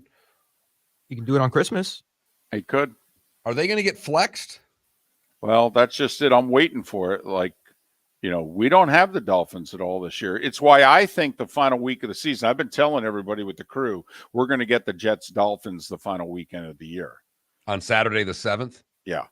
Wait, and they're like, why? And I'm like, because we haven't had either team this year. And the NFL I don't think that's going to be the Sunday night game that NBC insists on. I think it might be Baltimore, Cincinnati, or it might be, if you know what I mean, it could be Tampa, Atlanta. I know what you're saying. So I'm thinking it's a good game. Could Dolphins at Bills get flexed Sunday the 18th? Yeah. Should. Shit, yeah. If they split one of the first 2 road games, I'll bet you it does. Wow, you're really telling me that the Dolphins don't have a single Monday Night Football game scheduled? Not this year. The schedule was made in May. Now, next year, the final 5-6 weeks can be flexed. Okay, so Sunday night can flex, and Monday night will be able to flex, which, by the way, Indy and Dallas, they won't flex out of next week because it's Dallas. correct. Chiefs, Broncos, they won't flex out of because it's Chiefs. Probably. There it is. Patriots, Raiders, week 15 is the same as Dolphins, Bills. Yeah. They're flexing out of that game. Hell yeah. Totally. We could just Even do that here and save MVP talk for tomorrow. All right. 30 seconds. By the way, that goal by Korea was nasty. Yeah, it was. All risk. I don't agree with that last night. I don't think he just talked about how Hurts now represents the point where the NFL's at, where do you need a Jalen Hurts type quarterback to win a Super Bowl, or are you still married to the guy who's 7-8 yards behind center? 15 seconds. I do remember seeing that, though, like him talk. Oh, my God, they scored again. 2-2, Korea tied. 10 seconds. Here we go. But 10 goals.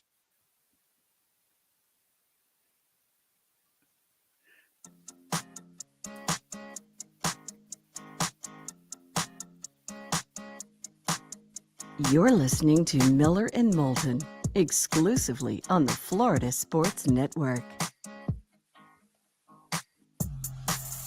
21 minutes past the hour. Miller and Moulton, the Florida Sports Network, floridasportsnetwork.com. Good, bad, and ugly. What's on tap? Today was the day when, all coming up in roughly 20 minutes' time. During the commercial breaks, if you don't and haven't by now, you're missing out. We broadcast this show on twitch.tv on the Miller and Moulton channel. And during the commercial breaks, we oftentimes do an entirely separate show. Oftentimes sports, but we can go off on various things.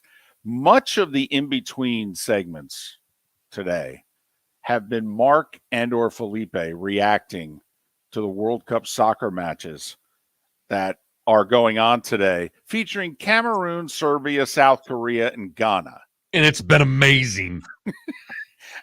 And apparently they've scored 10 goals so far today, which I think equals the entire World Cup before today. Pretty close. Pretty close. There's no doubt. There's been a lack of scoring in this tournament. It's already set a record for the most scoreless draws in any World Cup, and we're not even through the second game in group for all these teams. We will be after today. I mean, Mexico hasn't scored yet in their 2 matches. The U.S. has scored once.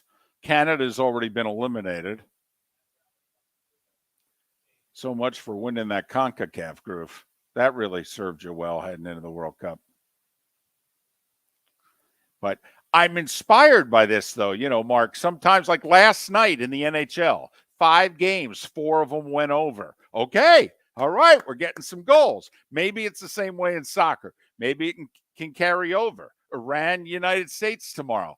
Let's have a little 2-1, 3-2. Come on now. What the hell's about? No, I want to win 7-0. I want to beat Iran. This is Iran by. I don't want them to score. I don't want them to get a sniff. Wow, all we need is a win. Don't care. It's Iran. You can't just win. You need to win big. Still holding that grudge from 79, as a matter of fact, I am. Okay. Wow. It's one of the countries we don't like. They're on everybody's list. Well, especially since they're on the wrong side of this Russia-Ukraine thing, too. I mean, just when I thought I was putting 1979 to bed, I mean, what the hell are you guys doing? But anyway, 10 goals. We've had about 160 minutes of soccer today. We've had 10 goals. That's all I'm saying. Maybe there's a chance that, this tournament's picking up a little bit. We've had a bunch of upsets, but we haven't had a lot of scoring. I hope so. Do you know the other thing we were talking about during the break? And this is something I don't think we've ever discussed. You and I have been doing a show together for quite a long time, David. 16 years. Have we ever discussed what Dolphins games are going to get flexed to the Sunday night game? No, and that's because Sunday Night Football didn't come into being until like 2006, And the Dolphins have had, I think, well, the last 2 years they had winning seasons, but they've only made the playoffs twice since Sunday Night Football has been around. And I can tell you right now that I'm willing to bet in week 15, the Dolphins are getting flexed to the Sunday night game. Because currently it's the Patriots and the Raiders. Oh, you mean the whole sexy Bill Belichick against Josh McDaniels thing is not working for you? Well, not as well as Dolphins and Bills for the division will be. Oh, I like it. I will say it's the third game of the 3-game roadie for the Dolphins. They need a split of the first two so that game's for first, if you know what I mean. And I think they can get the split. I think they're playing good enough football. They are very difficult to defend against right now. I do think hurting the big loss with the tackle. Yes. Teron Armstead, the left tackle, he got hurt, and they had trouble blocking the lowly Houston Texans after he got hurt. They had to get Tua out of there before he got killed. Got sacked 4 times as it was, and that's with them leading by 30. Well, then if they have to get a split, their best chances this week against the Chargers. I mean, let's face it. I mean, facing the Niners, I mean, Joey Bosa might as well wear a Dolphins uniform. He's going to be in the backfield so damn much. I mean, he might be in the backfield more than some running backs will be for the Dolphins in that game.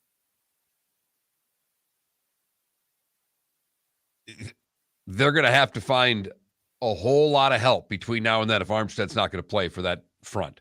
And obviously, the Chargers don't have much of a problem. They can get after quarterbacks as well. They're playing better right now. But you're right. They've got to get one of those two so that the game against the Bills will be for first place. I have to admit, I know they've won 5 in a row, and I know they're 8-3. And you know I'm on the Tua/Dolphins wagon. You know me. You know this is my soft spot team. I have not thought of them all year, even when they got off to the 3-0 start. I have not thought of them at any point in time this year as winning the AFC East. So I would love for them to put themselves in a situation 2 weeks from now where their game is not only flexed to Sunday night, but that the winner of that game's in first place in the East. That would just, I'd be like, I'll be damned. I actually now have to start thinking about this team as potentially winning this division.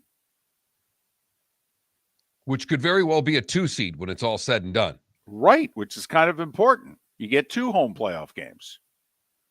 Right now, the Dolphins are the 2 seed. They would host the Jets in a first-round playoff game. And then, in theory, as the 2 seed, would be home for the divisional round, which could be any combination of teams, but still, you get the idea. Like right now, the 3-6 matchup, I believe, is it Baltimore-Cincy or Tennessee-Cincy? I think it's Baltimore. But either way, the Dolphins would get, any of those teams, they would get them at home, in theory. So, big difference between being the 2 and being the 5 or 6. Yes, there is.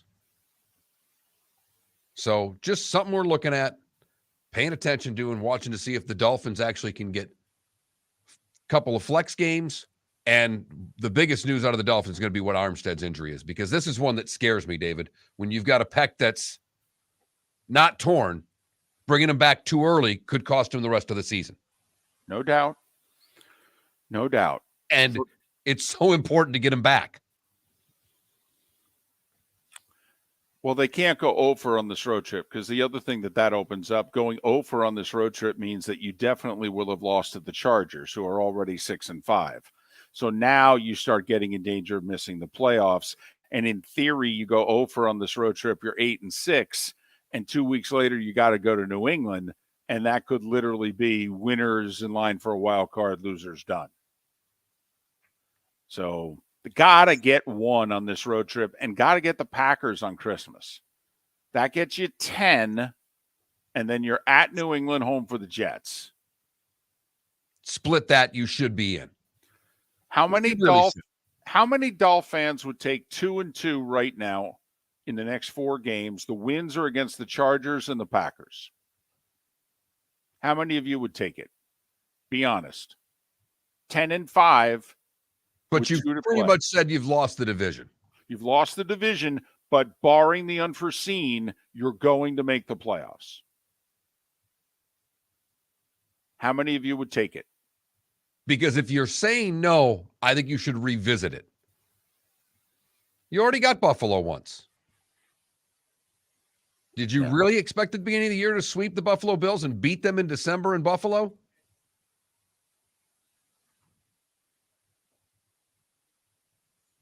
But that's where the Dolphins are at. And it's nice to at least, David, to be sitting here having to make choices like this as a Dolphin fan. I know. First off, they're going to be in first place heading into December.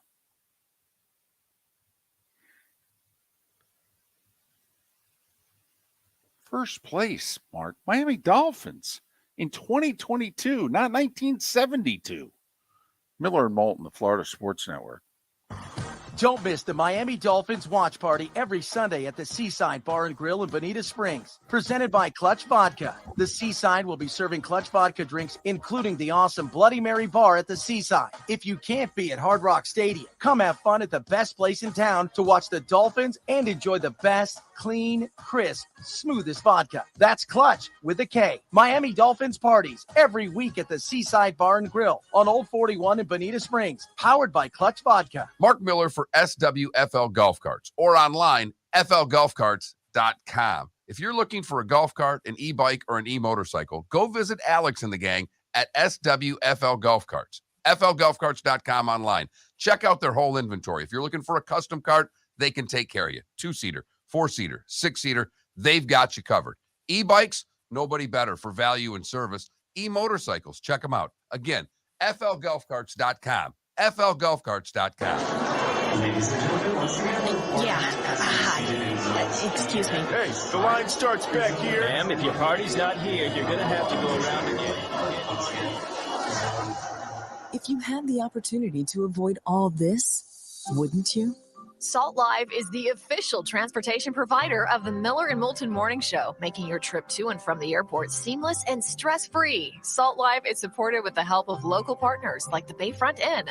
Gather your family and friends and enjoy a leisurely day on the water with a pontoon or deck boat. If you prefer to explore the waterways without a motor, the Bayfront has canoes, standboards, and kayaks. At the end of your journey, enjoy lunch or dinner at the Bamboo Tropical Bar and Grill.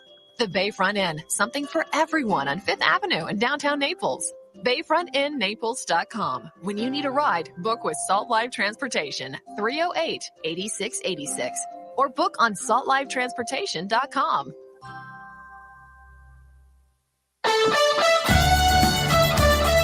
You were listening to Miller and Moulton on the Florida Sports Network.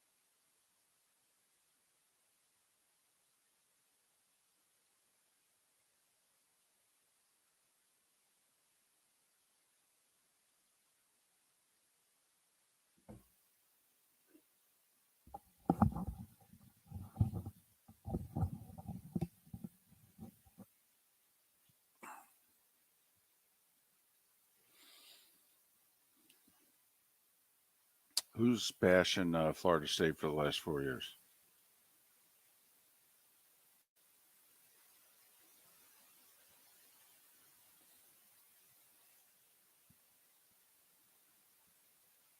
Got to admit, he did struggle.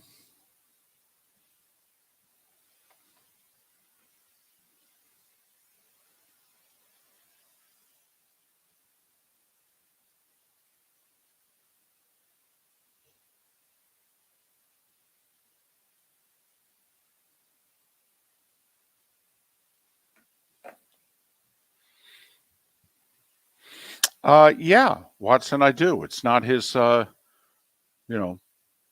his program yet. It will be now. He's going to blow out half that roster. Yeah.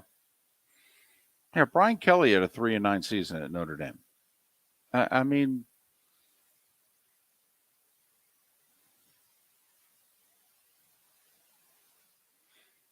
he's not proven he's a good in-game coach. He has proven he can build programs. They've got NIL set up. I think he will build the program. Now, he's very conservative in game, very conservative.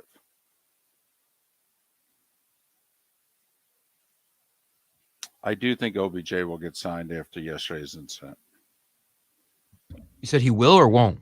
Will. Yeah, I think so do. too.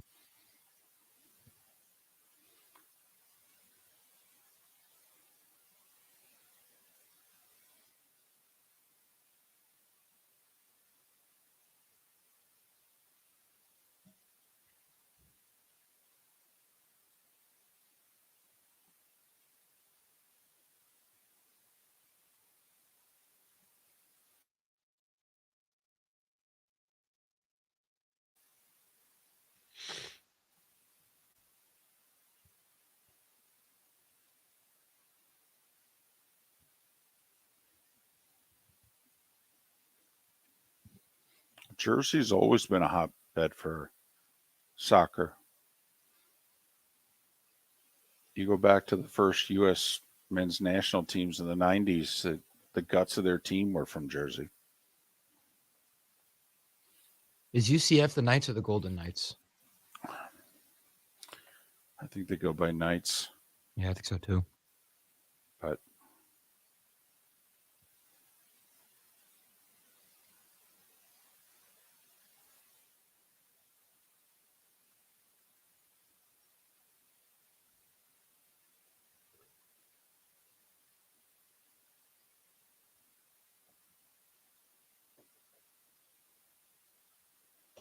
I mean, their internet handles UCFKnights.com.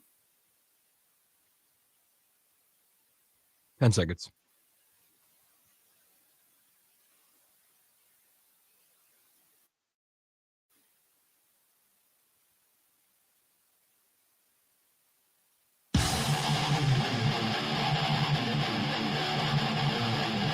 You're listening to Miller and Moulton, exclusively on the Florida Sports Network. 22 minutes until the top of the hour, 17 minutes until we're done. Miller and Moulton, Florida Sports Network, floridasportsnetwork.com. Thanks so much for being with us. David Sampson, Pat Kerwin, amongst those who will join us on the show tomorrow. So there. Take that. We have more goals in Qatar as Ghana's made it 3-2 over Korea. We've had more goals this morning than we've had in the entire tournament, it seems. Just hope it carries over into tomorrow. U.S. needs a win to advance. Anything less, they're done. It'll be a tremendous disappointment. Tremendous. We'll see how these young men play with all the pressure that could be on them for tomorrow. Expected to win and having to deliver the win. But, I mean, come on. When the World Cup started, the thought was they were not going to beat England. So they were going to need a win against Wales or Iran to get through. Turns out they didn't get the win against Wales.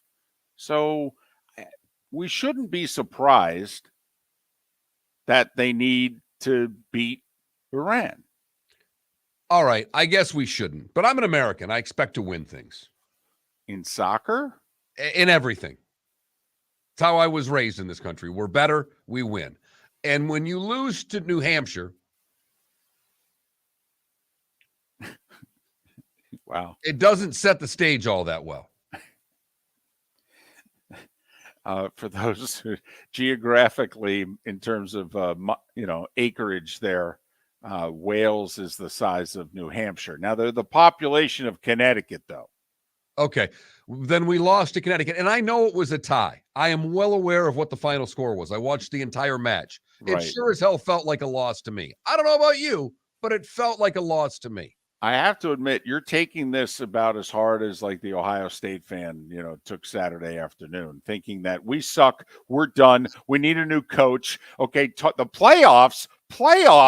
Okay, you can't talk about us in the playoffs. I mean, you were like the U.S. men's national team had been eliminated after their 1-1 tie with Wales, and now you realize, holy blank, we can actually still advance in this thing. Just want to see him win. I'd like to see us win. That too much to ask? No. I'd have to admit, I'd like to see a score. That would be nice. It really would be. It's going to be tough to beat Iran if we don't score. I'm willing to say that. Willing to go out on a limb. It's like the golfing buddy you're playing with who goes, 96% of the putts you leave short don't go in. And you want to go, 100% of the putters that I jam up your right. Mm-hmm.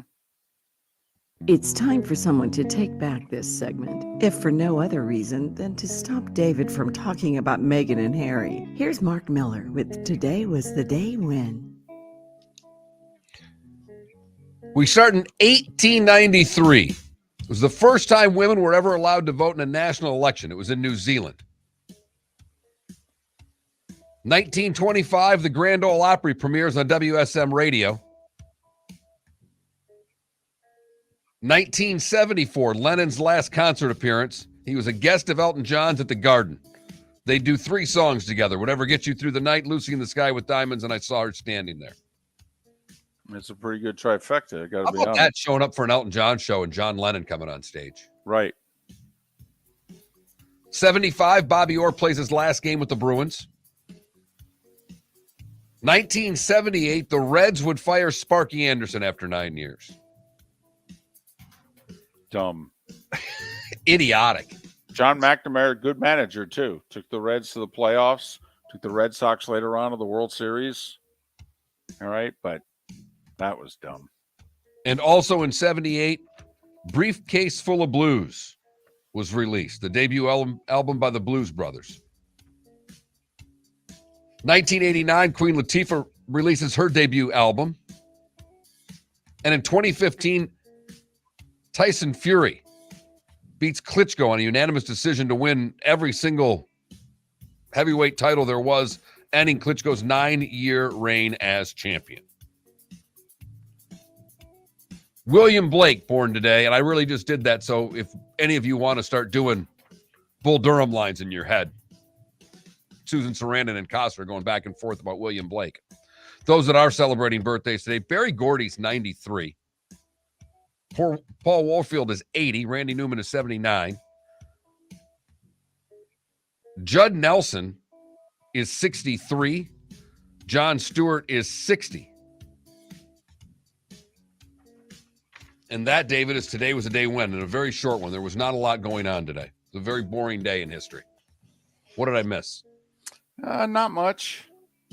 Not much. I mean, Dahmer got murdered in prison today back in 94, but didn't do much for me. I have to admit, I didn't realize that, actress Anne Hathaway was married to William Shakespeare. He seems a little old for her. But apparently Bill Shakespeare married Anne Hathaway in 1582 today. Big bash after. Man. The play settings were wonderful. I mean, between, his books and her movies. I mean, whew. It's tough buying a gift for him because no one knew where they were registered at, David. Exactly. And besides, she doesn't need anything. I mean, have a card, for goodness sakes. At least I can give you a gift card. You've heard folks elsewhere mock Florida is gonna Florida. Well, Mark Miller sees it differently. He calls it the good, the bad, and the ugly. What you got, Mark? For the good, we go to St. Augustine, where Joseph Cook was out with one of those metal detectors, and he found a diamond ring worth $40,000 on the beach. Damn. And the 37-year-old didn't make a dime off it because he was able to locate the owners and give them back their wedding ring. For the bad, we go to Maryland, where 2 people were trapped for 7 hours inside of a small plane entangled in live wires 100 feet above the ground after crashing into it. The single-engine aircraft crashed into the high-tension wires at around 5:30 p.m. The pilot and passenger were rescued shortly after midnight in what emergency personnel called easy for me to say, an unbelievable effort where both were rushed to local trauma centers for serious injuries, but they say both will survive. How about that? You crash the plane and you're 100 feet up in wires. Right. And you're trying to figure out, if I move, am I going to, shake things up and we're going to fall the other 100 feet? It kind of like being in the Ferris wheel. You mean to tell me I have to sit here? That just made it worse for me being in the Ferris wheel. I didn't think I could have any more heebie-jeebies for being 100 feet in the air. Now you just put me in a Ferris wheel. That might be worse. Really? It's funny that I got stuck for like 20 minutes one time. Oh my goodness. You just hang out, enjoy the view. What? We're not going anywhere. I mean, rock and move and sway. Well, if the person next to you start rocking the Ferris wheel, you throw them overboard. I mean, come on. No, you just sit there. You talk. What if it's like one of those sealed ones where it's like a gondola kind of? I'd be better. Okay. I'd be a lot better. You afraid of heights? Petrified. Well, don't look down. Right. Finally, the ugly, we go to Tulsa, Oklahoma, where Tulsa police arrested a man Saturday night after they say a family game of Monopoly turned violent. Yeah, it always does. Officers were called to shots fired just before 6:30 p.m. Man. John Armstrong was identified as the suspect after he chased down and fired a shot at his stepsister and his stepfather. According to reports, they began drinking alcohol and playing Monopoly when a fight broke out between Armstrong and his stepfather. After knocking over the game board and turning over furniture, they were told to take the fight outside. That's when Armstrong pulled out a gun after getting cut in the head and chased his stepfather and stepsister down the street. He told police he fired one shot at the ground. This was over a Monopoly game. I really don't think it was, Mark. I think they used that as an excuse. I think he was just he waited a long time to fire shots at his stepfather. I really don't think it was all over hotels and houses and whether or not you rolled the right number to win the pot. You think they gave free parking there and had the in-house rules at $500 for free parking? I wanted the railroads, damn it. Well, I always buy the railroads. You give me Reading or I'll shoot you. I really don't think it came to that. And that is the good, the bad, and the Park Place on today, November the 28th, 2022. I got to admit, man, you take out the gun. Fine, have it. Have the railroad. Yeah, take the hotels even. I don't care. You know what? I'll trade you Boardwalk and Park Place for Baltic Avenue. How does that sound? Right. I'll even give you this get out of jail free card, which you're going to need later, by the way, unless you don't put the gun away.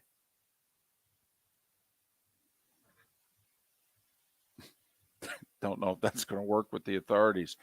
He gave me the get out of jail free card. What are you doing? Put the gun away, sir. Bunch of hockey tonight. Panthers are on the road taking on Edmonton. Lightning on the road taking on the Sabres in and among 6 games in the National Hockey League tonight. Orlando, who just lost at home by 30 to the Sixers, they're now going to Brooklyn to face the Nets, who are trying to get to 500. We did get a text early on in the show. Can you believe Orlando lost by 30? And the guy said, I'm the one Magic fan that listens. Yes, I can believe they got beat by 30. I couldn't. At home. Lose by 30 at home? the heck? Man. By the way, speaking of Orlando, did you see Bob Iger, who took over Disney? First thing he said, I think they're charging too much money at the amusement parks. You think? Yeah, but the places are packed. Don't get me wrong, it's disgusting the amount of money that they're charging. But what do? They got waiting lists to get in the damn park.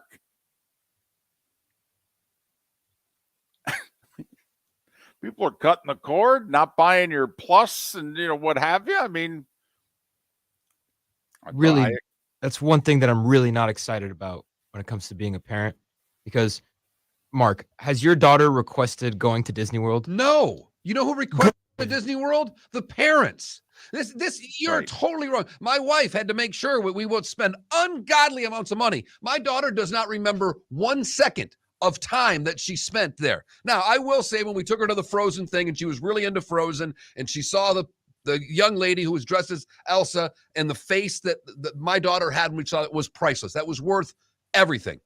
Not so much. It was worth a few $100s. It was not necessarily worth all the money that we spent to go to that hellhole. Okay? It is a hellhole. I agree. It has nothing to do. This has nothing to do. No, kids aren't knocking down doors to get to Disney World. It's parents wanting to go there so they can see their kids take pictures with Disneyland characters. Ugh. And I think it's a chip they use when they're trying to get into heaven. They get to the pearly gates. And they're doing the ledger, left side, right side, and it's close. It's a close call. And you go, well, we went to Disney twice. All right. I guess I've got to let you in. I'll let you in. But I'm not happy about it. If I have a son, the only time I want to see him in Disney is for a Super Bowl championship. Okay, moving on. Very little college hoop tonight. By the way, finish off what's on tap. Kansas and Arkansas only ranked teams that play after a huge week of college hoop and all the holiday tournaments going on across the country. And college basketball has got a decision to make because you're right, Mark. It's actually been a tremendous start to the college basketball season. There have been 731 people in the stands to see it. Like all of these Paradise Jam tournaments and what have you. Alabama and North Carolina played a 4 overtime game yesterday. 2 top 20 teams, 103-101. High quality, too. And those media folks that were there covering it were taking pictures of how the media outnumbered the people in the stands. And this is North Carolina. They care a little bit about college hoop. Right. I mean, we understand. Right. I mean, we have a basketball team? And they're good. Yeah, exactly. Wait, what? We have something to kill time before softball season? Huh, interesting. They might even be better than their gymnastics team, and that's saying something. I know. But so it is interesting how, once again, if you're college basketball, Dick Vitale was the one that said, I don't think we should start before Thanksgiving. Can you really, we talk in baseball all the time. Should they go from 162 to 154? Well, if you want to push it back, you're going to have to go from 31 games back to 27. Are these schools willing to do this? Do you eliminate these tournaments? It used to just be for, that was the old rule.